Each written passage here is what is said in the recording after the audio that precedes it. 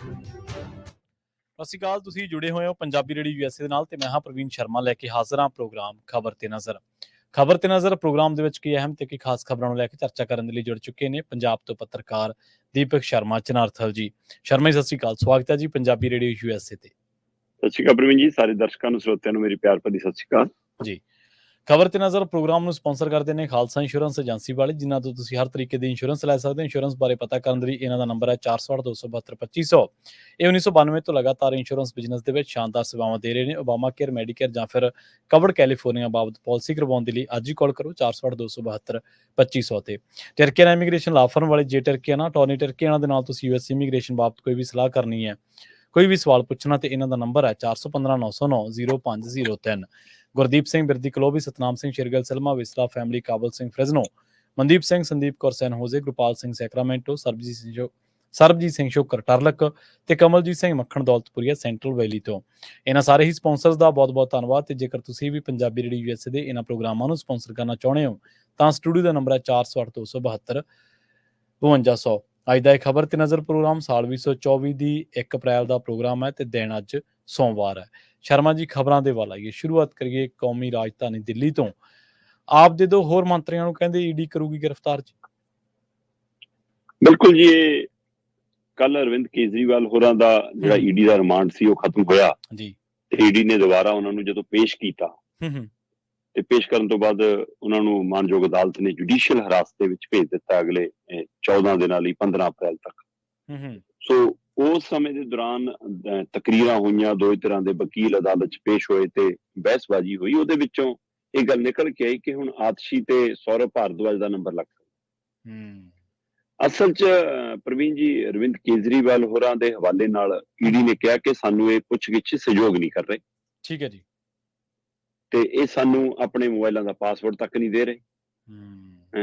ਮਾਨਯੋਗ ਜੱਜ ਸਾਹਿਬ ਮੂਰੇ ਈਡੀ ਨੇ ਇਸ ਗੱਲ ਦਾ ਦਮ ਭਰਿਆ ਕਿ ਅਸੀਂ ਅਰਵਿੰਦ ਕੇਜਰੀਵਾਲ ਦੇ ਘਰੋਂ 4 ਡਿਵਾਈਸ ਬਰਾਮਦ ਕੀਤੇ ਹੋਏ ਨੇ। ਠੀਕ ਹੈ ਜੀ। ਉਹਨਾਂ ਡਿਵਾਈਸ ਚੋਂ ਡਾਟਾ ਰਿਕਵਰ ਕਰਨਾ ਹੈ। ਅਰਵਿੰਦ ਕੇਜਰੀਵਾਲ ਆਪਣੇ ਫੋਨ ਦਾ ਪਾਸਵਰਡ ਨਹੀਂ ਦੱਸ ਰਹੇ, ਉਹਦੇ ਵਿੱਚੋਂ ਅਸੀਂ ਸਾਰੀ ਡਾਟੇ ਦੀ ਛਾਣਬੀਣ ਕਰਨੀ ਹੈ, ਇੱਥੋਂ ਤੱਕ ਕਿ ਸੁਨੀਤਾ ਕੇਜਰੀਵਾਲ ਦੇ ਫੋਨ ਚੋਂ ਵੀ ਅਜੇ ਡਾਟਾ ਲੈ। ਅੱਛਾ। ਸੋ ਇਸ ਪਹਿਲੂ ਤੇ ਪਤਾ ਇਹ ਲੱਗ ਰਿਹਾ ਕਿ ਈਡੀ ਕਹਿੰਦੀ ਅਸੀਂ ਤਾਂ ਐਪਲ ਤੱਕ, ਕੰਪਨੀ ਤੱਕ ਪਹੁੰਚ ਕਰ ਲਈ ਜੀ ਹੁਣ, ਤੇ ਅਸੀਂ ਤਾਂ ਡਾਟਾ ਰਿਕਵਰ ਕਰਨਾ, ਇਸ ਲਈ ਸਾਨੂੰ ਅਜੇ ਲੋੜ ਹੈ ਕੇਜਰੀਵਾਲ ਦੀ।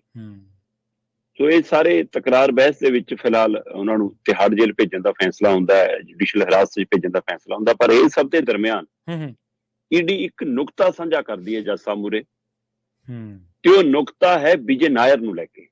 ਠੀਕ ਹੈ ਜੀ। ਵਿਜੇ ਨਾਇਰ ਕਹਿੰਦੇ ਜੀ ਕਿ ਜਦੋਂ ਇਹਦਾ ਸਵਾਲ ਅਸੀਂ ਕੇਜਰੀਵਾਲ ਨੂੰ ਕੀਤਾ, ਈਡੀ ਕਹਿੰਦੀ ਕਿ ਵੀ ਵਿਜੇ ਨਾਇਰ ਨਾਲ ਤੇਰਾ ਕੀ ਸੰਪਰਕ ਹੈ, ਤੈਨੂੰ ਕੀ ਰਿਪੋਰਟ ਕਰਦਾ ਸੀ। ਕਹਿੰਦੇ ਕਿ ਕੇਜਰੀਵਾਲ ਨੇ ਕਿਹਾ, ਈਡੀ ਨੇ ਅਦਾਲਤ 'ਚ ਦਾਅਵਾ ਕੀਤਾ ਪ੍ਰਵੀਨ ਜੀ, ਕੇਜਰੀਵਾਲ ਦੇ ਸਾਹਮਣੇ ਦਾਅਵਾ ਕੀਤਾ ਕਿ ਭਾਈ ਇਹ ਕੇਜਰੀਵਾਲ ਨੇ, ਈਡੀ ਕਹਿੰਦੀ ਸਾਡੇ ਕੋਲ ਮੰਨਿਆ ਕਿ ਇਹਨੇ ਕਿਹਾ ਕਿ ਵਿਜੇ ਨਾਇਰ ਮੈਨੂੰ ਨਹੀਂ ਜੀ, ਮੇਰੀ ਕੈਬਨਿਟ ਦੇ 2 ਮੰਤਰੀ ਸੌਰਵ ਭਾਰਦਵਾਜ ਤੇ ਆਤਸ਼ੀ ਨੂੰ ਰਿਪੋਰਟ ਕਰਦਾ ਸੀ, ਇਹਨਾਂ ਦਾ ਨੇੜੇ ਸੀ। ਠੀਕ ਹੈ ਜੀ। ਇਸ ਪਹਿਲੂ ਤੇ ਇਹ ਸੰਭਾਵਨਾ ਬਣ ਗਈ ਕਿ ਹੁਣ ਆਤਸ਼ੀ ਤੇ ਸੌਰਵ ਭਾਰਦਵਾਜ ਦੀ ਗ੍ਰਿਫਤਾਰੀ ਹੋ ਸਕਦੀ ਹੈ। ਹੁਣ ਮੈਂ ਦਰਸ਼ਕਾਂ ਦੇ ਧਿਆਨ ਲਈ ਦੱਸ ਦਵਾਂ ਕਿ ਵਿਜੇ ਨਾਇਰ ਕੀ ਹੈ। ਜਿਹੜੇ ਸ਼ਰਾਬ ਘੁਟਾਲੇ ਮਾਮਲੇ ਦੀ ਗੱਲ ਚੱਲ ਰਹੀ ਹੈ, ਜਿਸ ਮਾਮਲੇ ਤੇ ਕੇਜਰੀਵਾਲ, ਮਨੀਸ਼ ਸਿਸੋਦੀਆ, ਸੰਜੇ ਸਿੰਘ ਜਾਂ ਕੇ ਕਪਤਾ ਘਿਰੇ ਨੇ, ਉਹ ਸਾਰਿਆਂ ਮਾਮਲਿਆਂ ਦੇ ਵਿੱਚ ਸਭ ਤੋਂ ਪਹਿਲੀ ਜੇਕਰ ਕਿਸੇ ਦੀ ਗ੍ਰਿਫਤਾਰੀ ਹੋਈ ਸੀ ਤਾਂ ਵਿਜੇ ਨਾਇਰ ਦੀ ਸੀ। ਆਰੋਪੀ ਨੰਬਰ 5 ਆ ਉਹ, ਪਰ ਗ੍ਰਿਫਤਾਰੀ ਸਭ ਤੋਂ ਪਹਿਲਾਂ ਹੁੰਦੀ ਹੈ। ਹੋਰ ਛੱਡੋ, ਮੈਂ ਇਹ ਵੀ ਦੱਸ ਦਵਾਂ ਕਿ ਵਿਜੇ ਨਾਇਰ ਹੋ ਕੇ ਦਿੱਲੀ ਹੁੰਦਿਆਂ ਹੋਇਆ ਪੰਜਾਬ ਤੱਕ ਜੁੜਦੀਆਂ। ਠੀਕ ਹੈ ਜੀ।